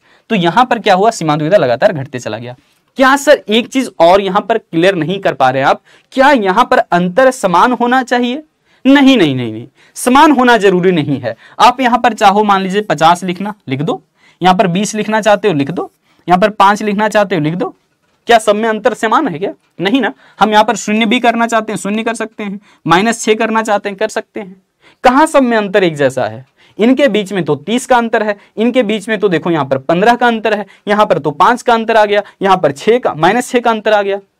समझ पा रहे हैं? मतलब कि हमें यहां पर यह ध्यान रखना है कि इस तरीके से भी अगर डेटा लेते हैं तब भी हमारा क्या है, सीमांत उपयोगिता ह्रास नियम। मतलब हम कोई भी संख्या लिख सकते हैं, लेकिन जो संख्या हमने पहले लिखा है सीमांत उपयोगिता में, उसकी तुलना में अगली बार कम होगा, और भी कम होगा, और भी कम होगा, और भी कम होगा। ठीक है, समझ आ गया होगा? अब किसी तरह का कंफ्यूजन नहीं होगा, मुझे पता चल गया। ठीक है, चलो भाई। सर फिर आप ये नहीं बताए है ना, आप लोगों का सवाल होता है, इसलिए हम खुद ही उन सवालों को ले रहे हैं और आपकी कंफ्यूजन को हम दूर करने की कोशिश कर रहे हैं। क्या सर ये अंतर फिर आपने समान क्यों रखा, ये तो बता दीजिए। कुछ तो दिमाग लगाया होगा अपना। ठीक है, तो भाई एक दिमाग लगाया मैंने, ध्यान से सुन लो। क्या लगाया? आपको रेखा चित्र बनाने होते हैं परीक्षा में, वो आसानी से बन जाएगा आपका, और इसी वजह से हमने क्या रखा है, यहां पर अंतर समान रखा है। देखो 4 का अंतर है, यहां भी 4 का, यहां भी 4 का, यहां भी 4 का, मतलब हर जगह पर हमने 4 का अंतर रख दिया है। क्यों? समझ आया ना? क्यों? ताकि हम दिखा सकें रेखा चित्र को बहुत आसानी तरीके से। आइए हम रेखा चित्र पर बात करते हैं कि सर रेखा चित्र बनाया कैसे जाएगा। देखो भाई, यहां पर ये बहुत आसान बात है। सबसे पहले हम आपके लिए क्या करते हैं, एक्स एक्सिस और वाई एक्सिस, ठीक है, यहां से लेंगे। देखो ये हमारा एक्स एक्सिस हो गया, रुकना थोड़ा सा, देखो उसके बाद क्या लेंगे, ये हमारा वाई एक्सिस हो गया, ठीक है। फिर यहां पर देखो ये तो हमारा ओरिजिन है, उसके बाद हम उपभोग की इकाइयां इधर लिखेंगे एक्स एक्सिस पर, आप यहां पर एन कर दो, ठीक है। इधर आप क्या दिखाना चाहते हो, सीमांत उपयोगिता, तो आप लिख दो MU या फिर मार्जिनल यूटिलिटी, ठीक है। उसके बाद उपभोग की इकाई पहली, यहां पर दूसरी इकाई, तीसरी इकाई, चौथी, पांचवी, छठी, सातवीं, आठवीं इकाई। अब चूंकि सीमांत उपयोगिता आपका ऋणात्मक भी हमने लिया हुआ था, तो आप नीचे भी ले जाओ, ठीक है। अब यहां थोड़ा सा टेढ़ा है ना,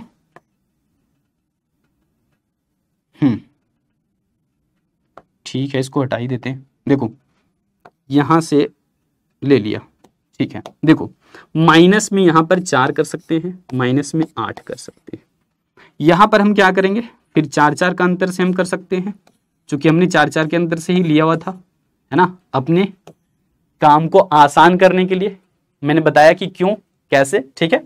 अब यहां पर ध्यान दीजिएगा, आपको मैच कैसे करना है, सर मिलाएंगे कैसे, है ना। तो देखो जब हम पहली इकाई उपभोग कर रहे थे तो संतुष्टि स्तर 16 था, तो 16 तक हम इसको ले जाते हैं। यहां पर इसको हम चेंज कर ले, थोड़ा सा ज्यादा अच्छा रहेगा। देखो पहली इकाई से कितना मिल रहा था, 16 यूटिल संतुष्टि। सर दूसरी से कितना मिल रहा था, तो दूसरी से 12 मिल रहा था, तो 12 तक ले जाएंगे इसको।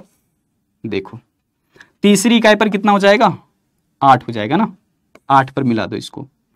चौथी इकाई पर कितना हो जाएगा, 4, तो 4 पर ले जाएंगे इसको। पांचवी इकाई पर तो कितना था, 0, ये पांचवी इकाई रहा, और यहां पर देखो सीमांत उपयोगिता घटते घटते 0 हो गया। छठी इकाई पर जाएंगे, तो छठी इकाई पर क्या था आपका, तो छठी इकाई पर आपने देखा था सीमांत उपयोगिता माइनस में 4 था, ये रहा आपका माइनस में 4। सर सातवीं इकाई पर, ठीक है, सातवीं इकाई पर भी देख लो, सातवीं इकाई पर माइनस में 8 हो जाएगा, ठीक है। ये आपने तो देख लिया। अब हर जगह पर आप क्या देख रहे हैं, यहां पर जैसे कि एक आपका पॉइंट, ये यहां पर दूसरा, तीसरी बार कितना हो गया था, 8, चौथी रोटी खाने से कितना हो गया था, 4, यानी कि लगातार जो सीमांत उपयोगिता है वो घटते जा रहा है, घटते जा रहा है। सर अब क्या करने वाले हो, अब हम लोग रेखा चित्र इसका तो तैयार करने के लिए बिल्कुल तैयार बैठे हुए हैं। सारे बिंदु को आपस में मिला दो, है ना। अगर स्केल सही होगा तो मैच करेगा, नहीं तो फिर मैच नहीं भी कर सकता है, इस बात को ध्यान रखिएगा। अब ये बिल्कुल तैयार हो गया, हर जगह पर हमने देखो यहां पर पॉइंट्स में मैच कर देना है, ताकि ये हमें स्पष्ट रूप से सब कुछ दिखाई दे कि किस इकाई पर कितनी उपयोगिता हमें हासिल हुई। ये पूरा का पूरा जो लाइन आपने देखा अभी, ये MU है, जो कि डाउनवर्ड स्लोपिंग है। ये बता रहा है कि जैसे जैसे हम उपभोग की इकाइयां इधर एक के बाद 2, 2, 3, 4, 5, 6 करते जा रहे हैं, वैसे वैसे सीमांत उपयोगिता देखिए 16 से 12, 12 से 8, फिर 4, फिर 0, -4, -8 होते चला गया। यही क्या है, लगातार सीमांत उपयोगिता में क्या हुआ, ह्रास, लगातार क्या हुआ, कमी। इसलिए इस वाले रेखा को हम लोग कह देंगे सीमांत उपयोगिता ह्रास नियम की रेखा, सीमांत उपयोगिता, ठीक है, सीमांत उपयोगिता ह्रास नियम की रेखा, ह्रास नियम की रेखा। ये चीज आप समझ चुके हैं बहुत शानदार तरीके से। ये रेखा चित्र तो आसान हो गया आपके लिए। अब यहां पर ध्यान रखिएगा कि हम इसको जो है और क्या कर सकते हैं सर, ठीक है। तो अब भाई आपको कुछ नहीं करना, ठीक है। इसके बारे में आप ज्यादा से ज्यादा व्याख्यान कर सकते हो कि एक्स अक्ष पर क्या रखा हमने, उपभोग की इकाइयां, वाई अक्ष पर क्या है, सीमांत उपयोगिता, आपको बता देना है अगर आप बताना चाहें। और क्या कर सकते हैं सर कि उपभोग की पहली इकाई से 16 यूटिल प्राप्त हुआ था सीमांत उपयोगिता, दूसरी इकाई से 12 यूटिल, तीसरी इकाई से 8, चौथी इकाई से 4, पांचवी इकाई पर 0, छठी इकाई पर -4 और सातवीं इकाई पर -8। इस तरीके से हम कह सकते हैं कि जैसे जैसे उपभोक्ता किसी एक ही तरह की वस्तु को लगातार एक के बाद एक उपभोग करते जाता है, सीमांत उपयोगिता लगातार घटते चली जाती है। इसी को कहते हैं सीमांत उपयोगिता का ह्रास नियम। ठीक है, चलिए अब हम लोग देखते हैं कि कुल उपयोगिता और सीमांत उपयोगिता में संबंध क्या है। ठीक है, टीयू और एमयू में रिलेशन कैसा है। ये क्वेश्चन बहुत दमदार है, हमेशा यहां से क्वेश्चन पूछे ही जाते हैं। सॉरी, थोड़ा सा ध्यान देना होगा भाई, ये कहां चला गया। ठीक है,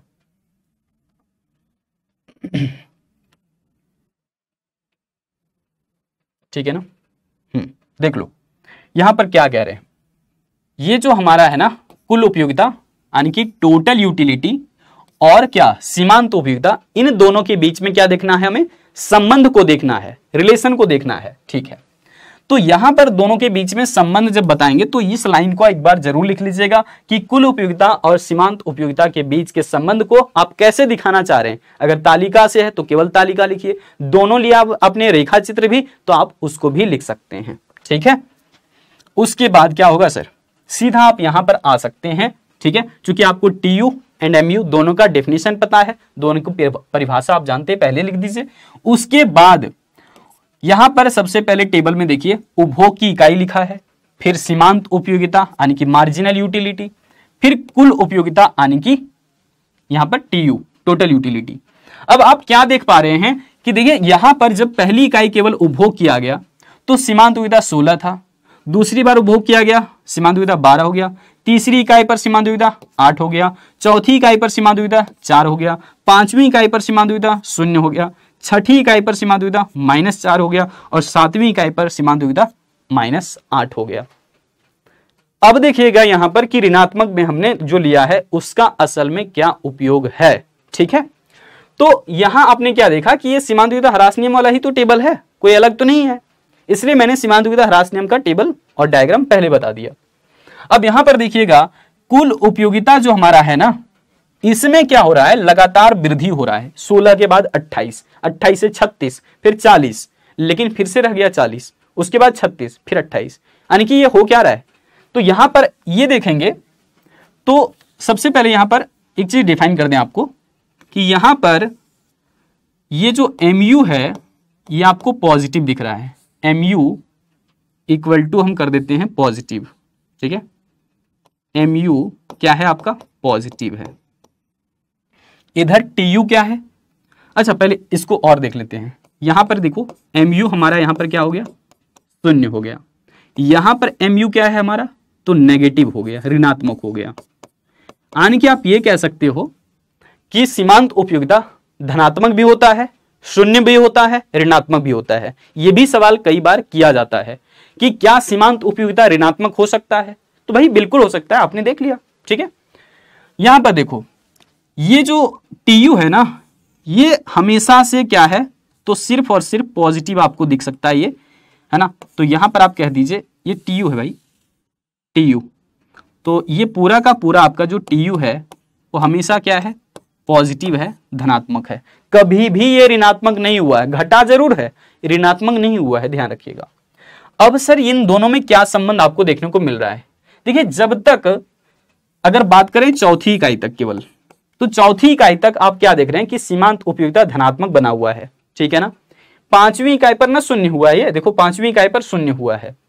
तो यहां पर जब तक हम देख रहे हैं कि सीमांत उपयोगिता धनात्मक बना हुआ है और घट भी रहा है, तब तक कुल उपयोगिता लगातार बढ़ रहा है। जैसे 16 के बाद 28, 28 से 36, 36 से 40, देखेंगे चौथी इकाई तक जब तक सीमांत उपयोगिता धनात्मक था, कुल उपयोगिता क्या हुआ, बढ़ते चला गया। लेकिन जैसे ही यहां पर आप देखेंगे कि पांचवी इकाई उपभोक्ता ने उपभोग करा, तो पांचवी इकाई के केवल उपभोग से सीमांत उपयोगिता तो 0 हो गया, लेकिन कुल उपयोगिता अभी भी 40 बना हुआ है। ठीक है, क्योंकि अतिरिक्त इकाई के उपभोग करने से कुछ विशेष यहां पर उसको यूटिलिटी हासिल नहीं हो रहा, कोई उपयोगिता हासिल नहीं हो रहा। तो कुल उपयोगिता यहां पर 40 का पहले भी 40 बना, मतलब कि अब जो हम कह सकते हैं कि ये 40 ही ये पूरे टेबल में सबसे ज्यादा है, इसलिए हम यहां पर इसको क्या कहेंगे, टीयू क्या हमारा मैक्सिमम में है, अधिकतम पर है। ठीक है, कुल उपयोगिता क्या हो गया, यहां पर अधिकतम हो गया। जब हमारा यहां पर देखा जा रहा है कि सीमांत उपयोगिता नेगेटिव हो गया है, ऋणात्मक हो गया है, तो उस वक्त आप ध्यान देंगे तो अब जो है ना इधर यानी कि आप कह लीजिए कि पांचवी इकाई के बाद छठी और सातवीं इकाई पर सीमांत उपयोगिता तो ऋणात्मक होने की वजह से कुल उपयोगिता 40 से 36 और 36 से फिर 28 हो गया। ठीक है सर, संबंध क्या क्या निकला है एक बार आप देख लें फटाफट से। पहले इनके वैल्यू को जान लीजिए, कहां पर पॉजिटिव है कहां शून्य है, कौन धनात्मक हो सकता है। तो कुल उपयोगिता हमेशा से आपको सिर्फ पॉजिटिव ही दिखेगा, सिर्फ धनात्मक ही दिखेगा। ठीक है, दूसरी बात, सीमांत उपयोगिता जो है ये धनात्मक भी हो सकता है, ऋणात्मक भी हो सकता है अथवा शून्य भी हो सकता है। तो ये ध्यान रखिएगा। सेकेंड जो पॉइंट है आपका, ये एग्जाम के पॉइंट ऑफ व्यू से, परीक्षा के पॉइंट ऑफ व्यू से ज्यादा महत्वपूर्ण है, इसके बारे में पूछा जाता है। चलिए अब हम लोग यहां पर देखते हैं कि दोनों के बीच में कैसा संबंध रहा, कुल उपयोगिता जो है सीमांत उपयोगिता से कैसे संबंधित है। तो तालिका से भी आपको एक चीज तो स्पष्ट हो गया कि यहां पर देखिए, जब तक सीमांत उपयोगिता घटती है परंतु धनात्मक रहती है, पॉजिटिव रहता है, यानी कि MU जो है वो क्या है आपका पॉजिटिव, तब तक क्या हुआ, कुल उपयोगिता जो है वो क्या हुआ, घटती हुई दर से बढ़ती है। बढ़ती जरूर है, कुल उपयोगिता बढ़ती जरूर है, लेकिन रेट क्या होता है, घटते हुए दर से बढ़ता है। ठीक है, इसको रेखा चित्र में भी दिखाएंगे आपको। दूसरी बात क्या कह रहे हैं कि जब कुल उपयोगिता अधिकतम होती है, यानी कि यहां पर TU जब मैक्सिमम हो जाता है, TU कहां पर पहुंच गया है, मैक्सिमम पर पहुंच गया है, ध्यान रखिए, तो सीमांत उपयोगिता उस वक्त क्या हो जाता है, शून्य हो जाता है। यह क्वेश्चन भी कई बार परीक्षा में पूछा जाता है, ध्यान रखिएगा, यह क्वेश्चन भी परीक्षा में कई बार पूछा जाता है। तीसरा क्या है सर, संबंध, सीमांत उपयोगिता जब ऋणात्मक होने पर, सीमांत उपयोगिता को आप देखेंगे जब ऋणात्मक हो गया तो उस वक्त कुल उपयोगिता जो है वो घटती है। ये चीजें आपको क्लियर हो गई है। सर ये बताया किसने था संबंध सबसे पहली बार, तो यहां पर देखेंगे उनका नाम है प्रोफेसर जेवेंस। जेवेंस ने सबसे पहले बताया कि ये सीमांत उपयोगिता और कुल उपयोगिता आपस में कैसे संबंधित है और इन दोनों में कैसे अंतर है, दोनों एक दूसरे से कैसे भिन्न हैं। इसका बात सबसे पहले किसने किया था, जेवेंस ने किया था। सर आप जो है टेबल तो दिखा दिए, रेखा चित्र में अगर हमें दिखाना हो तो हम कैसे दिखा सकते हैं, थोड़ा सा धैर्य रखेंगे, इसको भी हम यहां पर समझने वाले हैं कि दोनों के बीच में संबंध कैसा है। ये हम लोगों को रेखा चित्र से भी देखने को मिलेगा। ठीक है, चलिए इसको भी हम लोग ले लेते हैं, और ये चूंकि संबंध है तो ठीक है, ठीक है, शानदार।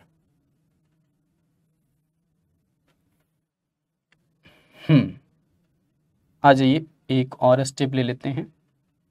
हाँ, यहां पर ध्यान दीजिए, ये आपने तो पहले भी देख रखा कि सीमांत उपयोगिता ह्रास नियम, बिल्कुल वही टेबल हमने आपको दिखाया था कुल उपयोगिता और सीमांत उपयोगिता में भी। अब यहां से हम आपको TU भी शामिल कर देते हैं। ठीक है, यहां से हम TU भी शामिल कर देते हैं।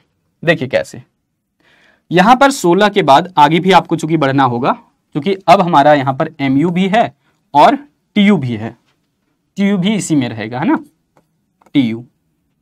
तो 16 के बाद यहां पर हम कर देते हैं 20, यहां पर फिर 24, 24 के बाद 28, 28 के बाद आपका 32, फिर हो गया आपका 36 और यहां पर 40। TU अधिकतम कितना था, 40 था। ध्यान देंगे, पहली इकाई के उपभोग से सीमांत उपयोगिता तो 16 था, कुल उपयोगिता भी कितना था, 16 था।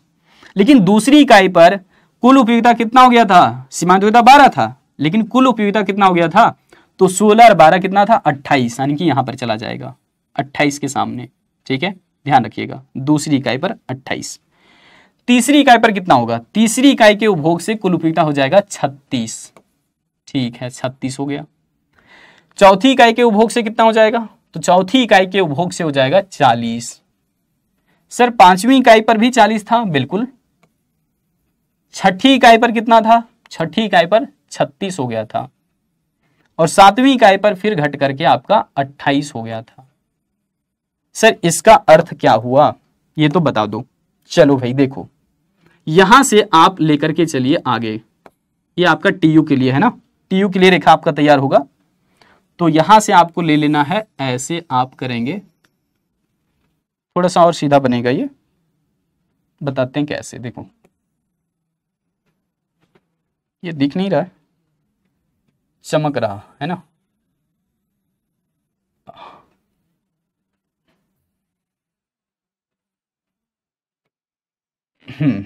ठीक है, इसको हम यहाँ पर डॉटेड करेंगे। कहाँ पर भाई, ये हमारा 36 हो गया था पुनः, और 36 के बाद कितना हो गया था 28, 7वीं इकाई पर, इधर भी ध्यान रखना है। ठीक है, फिर से देख लीजिए क्या कह रहे हैं। पहली इकाई के उपभोग से कुल उपयोगिता 16 था, सीमांत उपयोगिता भी 16 था। दूसरी इकाई के उपभोग से सीमांत उपयोगिता तो 12 था, लेकिन कुल उपयोगिता हमारा कितना हो गया था 28। तीसरी इकाई पर सीमांत उपयोगिता 8 था, जबकि तीसरी इकाई पर टीयू कितना हो गया था 36। चौथी इकाई पर कितना हो गया था 40, टीयू 40 था। पांचवी इकाई पर सीमांत उपयोगिता 0 था और कुल उपयोगिता 40 था। छठी इकाई पर क्या था, फिर से 36। सातवीं इकाई पर क्या हो गया था टीयू, फिर से 28। ठीक है, थोड़ा सा और नीचे जाएगा ये यहाँ पर। चलिए, जो भी पॉइंट्स नहीं मिलेंगे परीक्षा में आप उसको ऐसे बोल्ड करिएगा ताकि वो लाइन पर मैच कर जाए। ठीक है, तो ध्यान रखिएगा इस चीज को। हालांकि आप स्केल से बिल्कुल करेंगे तो अच्छा बनेगा, सुंदर बनेगा।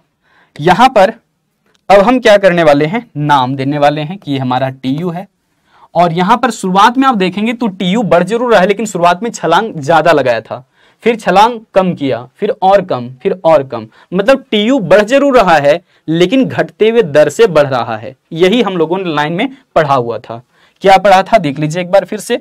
यहां पर आपका वो संबंध लिखा हुआ है। क्या हमने कहा था कि जब तक सीमांत उपयोगिता घटती है, सीमांत उपयोगिता घटती है परंतु धनात्मक रहती है, पॉजिटिव रहती है, तब तक कुल उपयोगिता घटती हुई दर से बढ़ती है।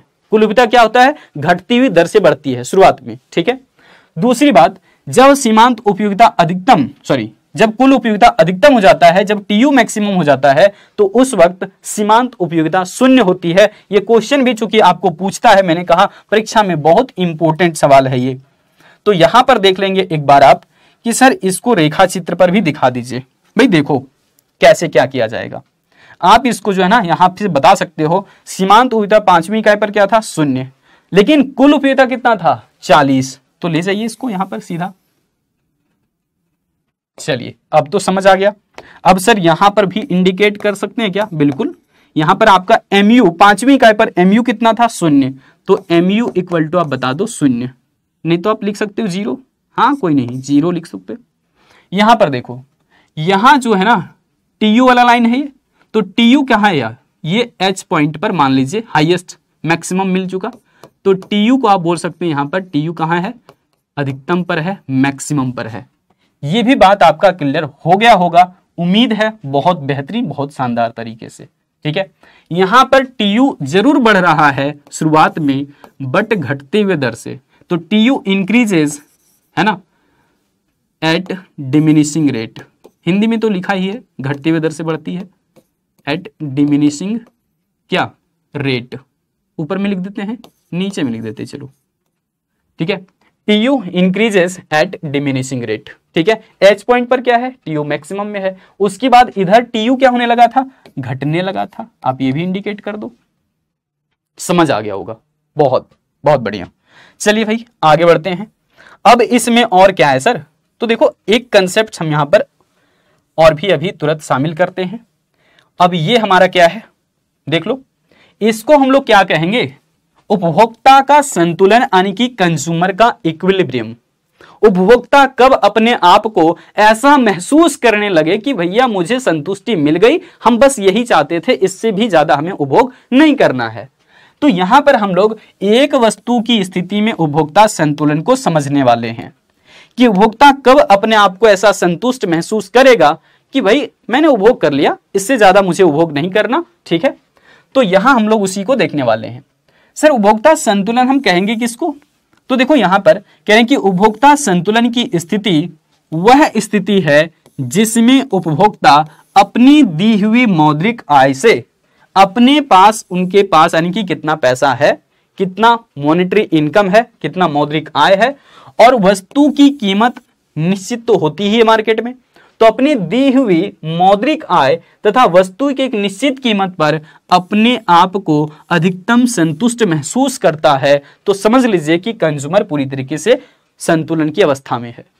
कंज्यूमर के पास कितना पैसा है पता है, मार्केट में यानी कि बाजार में किसी वस्तु का दाम कितना है ये भी पता है, और उसी से वो चाहता क्या है, ज्यादा से ज्यादा संतुष्टि।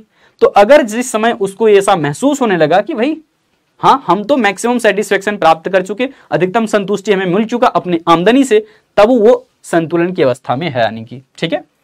तो उपभोक्ता संतुलन की स्थिति में पहुंचने के बाद ध्यान रखिएगा, कभी भी अपने उपभोग पैटर्न में बदलाव नहीं लाना चाहेगा, यानी कि ना ज्यादा उपभोग करना चाहेगा ना कम।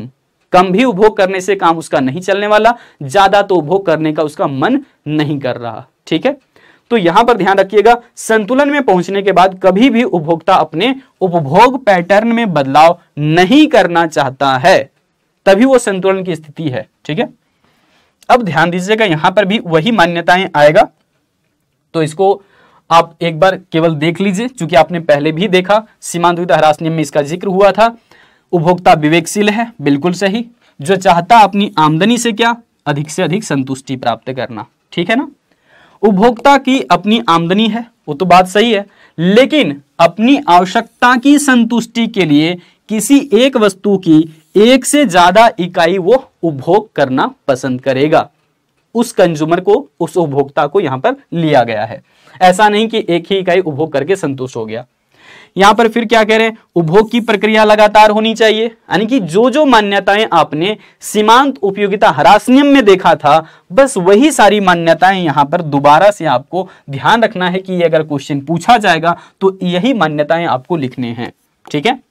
तो यदि उपभोग की प्रक्रिया लंबी हो, बहुत लंबे समय तक उपभोक्ता उपभोग करने के लिए बैठा हुआ है, ठीक है, तो उसका आदत, फैशन, रुचि, इन सब में कोई परिवर्तन, कोई बदलाव नहीं आना चाहिए। उपभोक्ता की मानसिक दशा या फिर मानसिक स्थिति में भी कोई परिवर्तन नहीं होना चाहिए। और छठी बात क्या कह रहे हैं कि उपभोग की जाने वाली वस्तु की सभी इकाइयां, मात्रा, गुण इत्यादि, ये सब जो है वो एक समान होना चाहिए, यानी कि होमोजीनियस प्रोडक्ट की बात हो रहा है, समरूप वस्तु की हम बात कर रहे हैं, ठीक है ना। आगे देखो फिर क्या सर, उपभोग की जाने वाली वस्तु का मूल्य जो है ना एक समान रहना चाहिए, एक जैसा प्राइस अगर होगा तभी ना उपभोग वो लंबे समय तक जारी रखेगा। अगर बहुत ज्यादा मूल्य में उतार चढ़ाव देखेगा तो हो सकता है कि जिस वस्तु का उपभोग करने के लिए वो बैठा था उसे उपभोग ना करके कोई दूसरी वस्तु की मांग करने लगेगा। तो यहां पर इस चीज को ध्यान रखिएगा कि जिस भी वस्तु का उपभोग किया जा रहा है उपभोक्ता के द्वारा, उस वस्तु का कीमत में बदलाव नहीं आना चाहिए, मूल्य बदलना नहीं चाहिए। चलो यहां पर दो मान्यता और जो कि हमने सीमांत उपयोगिता ह्रास नियम में शामिल भी किया था कि उपभोक्ता के आमदनी जो है ना वो फिक्स है, उसमें भी कोई बदलाव नहीं। फिर क्या, पूरक वस्तु है ना, पूरक वस्तु और उसके मूल्य में कोई बदलाव नहीं होना चाहिए। हमने बता दिया पूरक वस्तु क्या होता है, वो वस्तुएं जिसको एक साथ में प्रयोग में लाया जाता है, दोनों वस्तुएं मिलकर के आपके एक उद्देश्य को पूरा करते हैं। जैसे कि ये स्टाइलस और पीछे जो डिजिटल पैनल है, ये दोनों मिलकर के हमारी एक जरूरत को पूरा कर रहा है, ठीक है, समझ गए। चाय और चीनी क्या होता है, एक दूसरे का पूरक होता है। कार, पेट्रोल क्या होता है, एक दूसरे का पूरक होता है। तो इस तरीके की यहाँ पर वस्तुएं पूरक वस्तुएं कही जाती है। रोटी के साथ में सब्जी कौन सी ले रहे हैं, पूरक वस्तु है ना। रोटी अगर दूध के साथ कंजम्पशन किया जा रहा है तो दूध और रोटी क्या है, तो यहाँ पर पूरक वस्तु है, ठीक है। कॉपी और पेन आपस में क्या है, पूरक वस्तु है, कॉम्प्लीमेंट्री गुड्स है। शर्त क्या है, उपभोक्ता एक वस्तु की स्थिति में अगर जो है ना हम उसको संतुलन को देखेंगे तो यहां पर दो शर्तें आपको ध्यान में रखना है। पहली शर्त क्या है कि उपभोक्ता देखेगा कि हमने जितना प्राइस चुकाया है एक इकाई के लिए, क्या हमें उतनी संतुष्टि मिल रही या नहीं। यानी कि जब सीमांत उपयोगिता और वस्तु का मूल्य बराबर हो जाएगा तो उपभोक्ता की संतुलन की पहली शर्त ये हो गई। दूसरी बात क्या देखेगा, दूसरा यहां पर शर्त है कि सीमांत उपयोगिता क्रमशः, ठीक है, ध्यान रखिएगा, सीमांत उपयोगिता क्रमशः यानी कि लगातार घटती हुई होती है। अब इसका मतलब क्या है सर, ये नियम वही आ गया ना सीमांत उपयोगिता ह्रास नियम, यानी कि आप ये कह सकते हैं कि एक वस्तु की अवस्था में अगर हम उपभोक्ता संतुलन को देख रहे हैं तो इसका मतलब है कि यहां सीमांत उपयोगिता ह्रास नियम लागू हो रहा है। सही बात है। चलो अब ये जो है ना आपको टेबल से भी देखना होगा, डायग्राम से भी देखना होगा, बहुत कठिन नहीं बल्कि बहुत आसान होने वाला है क्योंकि आप ये काम पहले भी कर चुके हो, ठीक है। देखिए जरा कैसे, फिर से कह रहे हैं उपभोग की इकाई आपको लिखना है, सीमांत उपयोगिता लिखना है, ठीक है, चूंकि हमने कहा सीमांत उपयोगिता और वस्तु का मूल्य बराबर होना चाहिए। यहां पर एक हम लोग अतिरिक्त चीज शामिल कर रहे हैं, वो है वस्तु का मूल्य, और इसको देखेंगे तो हमेशा स्थिर रखा गया है ना, क्योंकि ये वस्तु का बाजार मूल्य है जो कि किसी भी इंसान के लिए, किसी भी बंदे के लिए चेंज नहीं होता है, बदलाव नहीं होता है। ठीक है, तो यहां पर यह है बाजार कीमत वस्तु का। और यहां हम लोग स्थितियां देखेंगे या फिर शर्तें देखेंगे। हमें किन शर्तों तक जाना है? mu = P तक जाना है। यह हमें कब हासिल होगा देखेंगे। यहां पर देखिए, उपभोक्ता ने एक के बाद एक उपभोग किया, तो यहां क्या नजर आ रहा है आपको कि जब तक उपभोक्ता चौथी रोटी तक या फिर चौथी इकाई तक उपभोग करता है तो सीमांत उपयोगिता धनात्मक है, देख लीजिए, और सीमांत उपयोगिता लगातार घटते भी जा रहा है, यानी कि सीमांत उपयोगिता ह्रास नियम लागू हो रहा है। दूसरी बात क्या, हमें प्रत्येक अतिरिक्त इकाइयों के लिए कितना पैसा देना पड़ रहा है? तो 4 रुपए। ये बाजार मूल्य पहले से तय है। क्या सर ये 4 ही रखा जा सकता है? नहीं, आप कोई भी प्राइस रख सकते हो। आपको ध्यान देना है थियोरेटिकली कि मार्शल ने क्या कहा है, mu = P। ठीक है, अब यहां पर ध्यान दीजिए, अगर हम ऐसा मान लें कि रोटी की पहली इकाई उपभोग किया गया तो 16 यूटिल उपयोगिता हासिल हुआ है, जबकि हमें पहली इकाई के लिए केवल कितना चुकाना पड़ा है? 4 रुपए प्राइस। ठीक है, दूसरी इकाई हमने लिया, फिर से 4 रुपया दिया है, संतुष्टि देख ली कितना है? 12। यानी कि यहां पर हम देख रहे हैं फिर से तीसरी इकाई के लिए हमने 4 रुपया दिया, संतुष्टि हमारा है 8। अगली इकाई के लिए फिर से हमने 4 रुपया दिया है, देखो फिर से हमें संतुष्टि कितना मिला है? 4। यानी कि आप लगातार क्या देखते जा रहे हैं कि हमने जैसे जैसे उपभोग की इकाइयां बढ़ाया है वैसे वैसे सीमांत उपयोगिता पहले की अपेक्षा कम होती जा रही है। ये तो सीमांत उपयोगिता ह्रास नियम है, लेकिन कीमत में आपने क्या देखा? कोई बदलाव नहीं है। हमें प्रत्येक इकाई उसी प्राइस में मिल रहे हैं। जितनी इकाइयां लेना चाहते हैं लीजिए, लेकिन प्रत्येक इकाई के लिए, प्रत्येक अतिरिक्त इकाई के लिए आपको 4 रुपए कीमत चुकाने पड़ेंगे। अब हो क्या रहा, यहां तक यानी कि चौथी इकाई तक आप ध्यान देंगे तो 16 यूटिल यहां पर संतुष्टि मिल रहा है। इसका मतलब है कि आपने पहली रोटी का उपभोग करा और आपको लग रहा था कि 16 रुपये हम उसको कीमत दे दें, लग रहा था कि 16 रुपये दे दें, लेकिन एक्चुअल में आपने कितना दिया? हकीकत में कितना दिया? सिर्फ 4 रुपये दिया कीमत। तो यहां पर क्या कहेंगे कि सीमांत उपयोगिता ज्यादा है और मूल्य कम चुकाया आपने। संतुष्टि ज्यादा मिल रहा है, 16 रुपए के बराबर आपको संतुष्टि मिल रहा था, लेकिन आपने कीमत कितना दिया? 4 रुपए। क्यों? क्योंकि बाजार मूल्य तो 4 ही रुपया था, है ना। चलो यहां पर फिर से संतुष्टि देखो 12 मिला है, जबकि कीमत कितना चुका रहे हैं? 4 रुपया। तो यहां फिर से कह सकते हैं कि सीमांत उपयोगिता ज्यादा है, मूल्य कम है। अगली बार ऐसा ही हुआ है, 8 यूटिल संतुष्टि मिला है, जबकि कीमत 4 रुपए चुका रहे हैं, तो संतुष्टि यहां पर फिर से कह रहे हैं मार्जिनल यूटिलिटी, यानी कि सीमांत उपयोगिता ज्यादा है, मूल्य कम है। तो इन अवस्थाओं में आपको क्या नजर आया कि यहां संतुष्टि ज्यादा है या फिर सीमांत उपयोगिता ज्यादा है, कीमत कम चुकाने पड़ रहे हैं। अगर आपको ऐसा हो जाए, आपके साथ ऐसा हो कि आपको संतुष्टि ज्यादा मिल रहा है, आपको प्राइस कम चुकाने पड़ रहे हैं, कम कीमत पर ज्यादा संतुष्टि मिल रहा है, यही तो आप चाहते हैं, यही एक विवेकशील उपभोक्ता चाहता है। तो अगर ये स्थिति हासिल कर रहा है, तब तक कोई उपभोक्ता क्या चाहेगा कि हम उस वस्तु को फिर से खरीदें। क्यों? यहां पर प्राइस कम चुकाना पड़ रहा है, संतुष्टि ज्यादा मिल रहा है, इसका मतलब हमें फायदे हो रहे हैं। और जिन जगहों पर आपको लगे कि यहां पर तो फायदा हो रहा है, वो उन चीजों को आप लेना जरूर पसंद करते हो। यानी कि अगर आपको किसी वस्तु या सेवा से ज्यादा संतुष्टि मिल रहा है और उसके बदले में आपको ऐसा महसूस हो रहा है कि कीमत तो हमें कम चुकाने पड़ रहे हैं, तो उस वस्तु को आप दोबारा से लेना पसंद करते हो, उन सेवाओं को दोबारा से लेना पसंद करते हो, ध्यान रखिएगा। चलिए सर, कहां उपभोक्ता रुकेगा ये तो बता दीजिए। देखो, जब यहां पर चौथी इकाई तक हमने देखा तो उपभोक्ता लगातार एक के बाद एक उपभोग करते चला गया, हम लोग कीमत भी चुकाते चले गए। चौथी इकाई पर आप ध्यान देंगे तो चौथी इकाई पर ही क्या है, यहां पर सीमांत उपयोगिता 4 है और वस्तु का मूल्य भी कितना है? 4। ठीक है सर, अगर कीमत हम 5 रखते तो देखो थियोरेटिकली ये आपको ध्यान देना है कि यहां पर सीमांत उपयोगिता आपने 4 लिया है और 4 के बाद जस्ट 0 है ना, मतलब 0 के ऊपर वाले जो वैल्यू रखेंगे आप, वही जनरली आप प्राइस रख देना, तो इक्वल तो हो ही जाएगा। तो इसको सैद्धांतिक तौर पर भी ध्यान रखना है।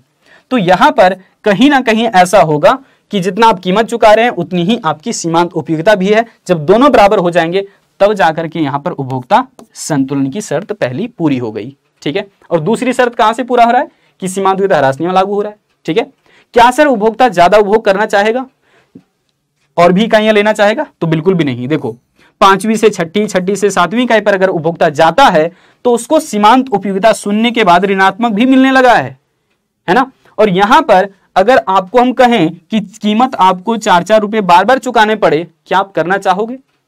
बिल्कुल भी नहीं। क्यों?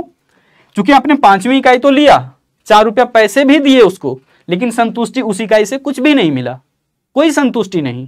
ठीक है, अगली बार देखो 6ठी इकाई लिया, फिर से कीमत 4 रुपए दिए, अब आपको लग रहा है कि ये तो नेगेटिव यूटिलिटी मिला, मतलब जो भी हमारा अच्छा खासा मन था वो भी बिगाड़ दिया इसने, है ना।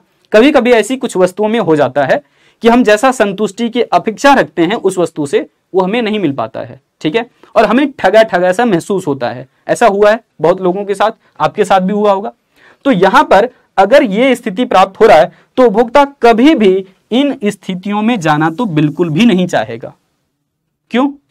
पैसे तो चुका रहा है, संतुष्टि नहीं, पैसे चुका रहा, सीमांत उपयोगिता नेगेटिव में है, पैसे चुका रहा है, सीमांत उपयोगिता फिर से ऋणात्मक में है। तो ऐसी स्थिति प्राप्त तो कभी भी नहीं करना चाहेगा। यानी कि उपभोक्ता घूम फिर करके यही आना चाहेगा कि भैया कम से कम हम तो हमें उतनी संतुष्टि दे दो जितना हम कीमत चुका रहे हैं। ठीक है, ना उससे ज्यादा ना उससे कम। अगर आपको लगे किसी वस्तु के लिए आपने 10 रुपए कीमत चुकाया, ठीक है, और आपको संतुष्टि भी कितना मिल गया? 10 यूटिल, है ना, मतलब जितना आपने कीमत चुकाया उतनी संतुष्टि भी आपको मिल गई है। तो इस जगह पर आप क्या कहोगे?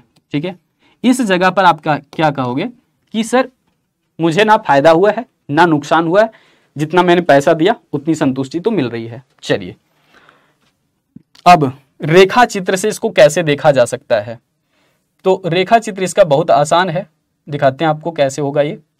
और इसके रेखा चित्र में एक चीज शामिल करना है, जैसे आपने सीमांत उपयोगिता ह्रास नियम में किया था, बस वही चीज आपको ध्यान रखना है। यहां पर भी समरूप हम लोग सब कुछ करने वाले हैं, सिर्फ मूल्य को लेकर के थोड़ी सी बात अलग होगी।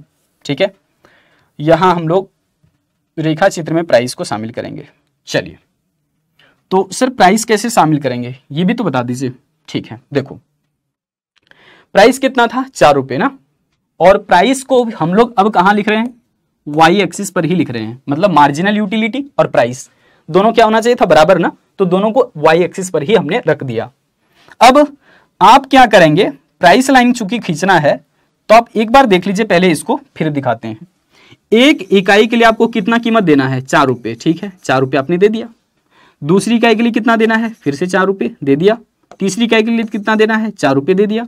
चौथी इकाई के लिए भी 4, पांचवी इकाई के लिए भी 4, छठी इकाई के लिए भी 4। यानी कि जो है सारे पॉइंट्स कहां पर बन रहे हैं? एक्स एक्सिस के ऊपर ही बन रहे हैं। तो सब पॉइंट्स को आपस में हम क्या करते हैं? लो मिला दिए।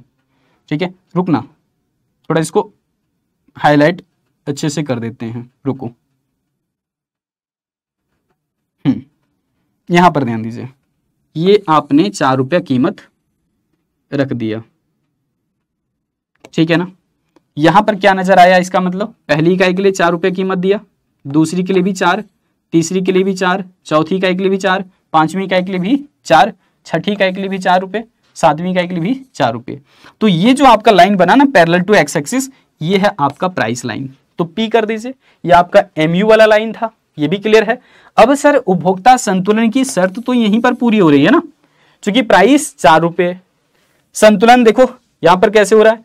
सीमांत उपयोगिता पहले 16, 12, 8, 4, यानी कि इसी बिंदु पर आकर के दोनों आपस में क्या कर रहे हैं? लाइन एक दूसरे को इंटरसेक्ट कर रहे हैं, एक दूसरे को प्रतिच्छेद कर रहे हैं। इसका मतलब यहां पर सीमांत उपयोगिता और वस्तु का मूल्य दोनों आपस में क्या है? बराबर। अगर हम एक्स वस्तु की बात करें, कहीं कहीं पर आपको ऐसा लिखा हुआ नजर आ जाएगा कि सर हमने किताब में देखा था MUX लिखा हुआ था, यहां पर PX लिखा हुआ था। तो घबराओ मत, ये जो एक्स और वाई लिखा जाता है ये वस्तुओं के नाम होते हैं। ठीक है, तो यहां पर भी आप बता दीजिए एक्स वस्तु का प्राइस है, यहां पर आप बता सकते हैं एक्स वस्तु का क्या है? Marginal utility. यहां पर जो प्राइस है वो किसका है? एक्स वस्तु का है। समझ आ गया? अब तो कंफ्यूजन नहीं होगा। तो ये है हमारा क्या? संतुलन की बिंदु। संतुलन का बिंदु बोल दो, इसका नाम दे दो ई फॉर इक्विलिब्रियम पॉइंट, संतुलन का बिंदु। तो ऊपर में ही हम लिख देते हैं, ज्यादा अच्छा रहेगा।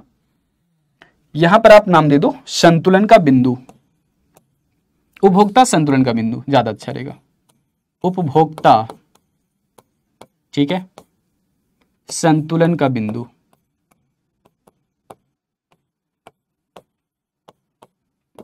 हो गया भाई, समझ आ गया है? सब कुछ क्लियर है? इसमें तो ऐसा कोई भी दिक्कत नहीं होगा, चूंकि एक एक करके मैंने सब कुछ आपको बताया है, अब हम लोग अगली ही क्लास में थोड़ी सी देर बाद तुरंत ही इसमें जो हम लोग शामिल करते हैं कि किस तरीके से हमें जो है दो वस्तुओं के संदर्भ में ये जो है उपयोगिता को लेकर के चलना है और कैसे हम लोग दो वस्तु की स्थिति में उपभोक्ता संतुलन को जानेंगे।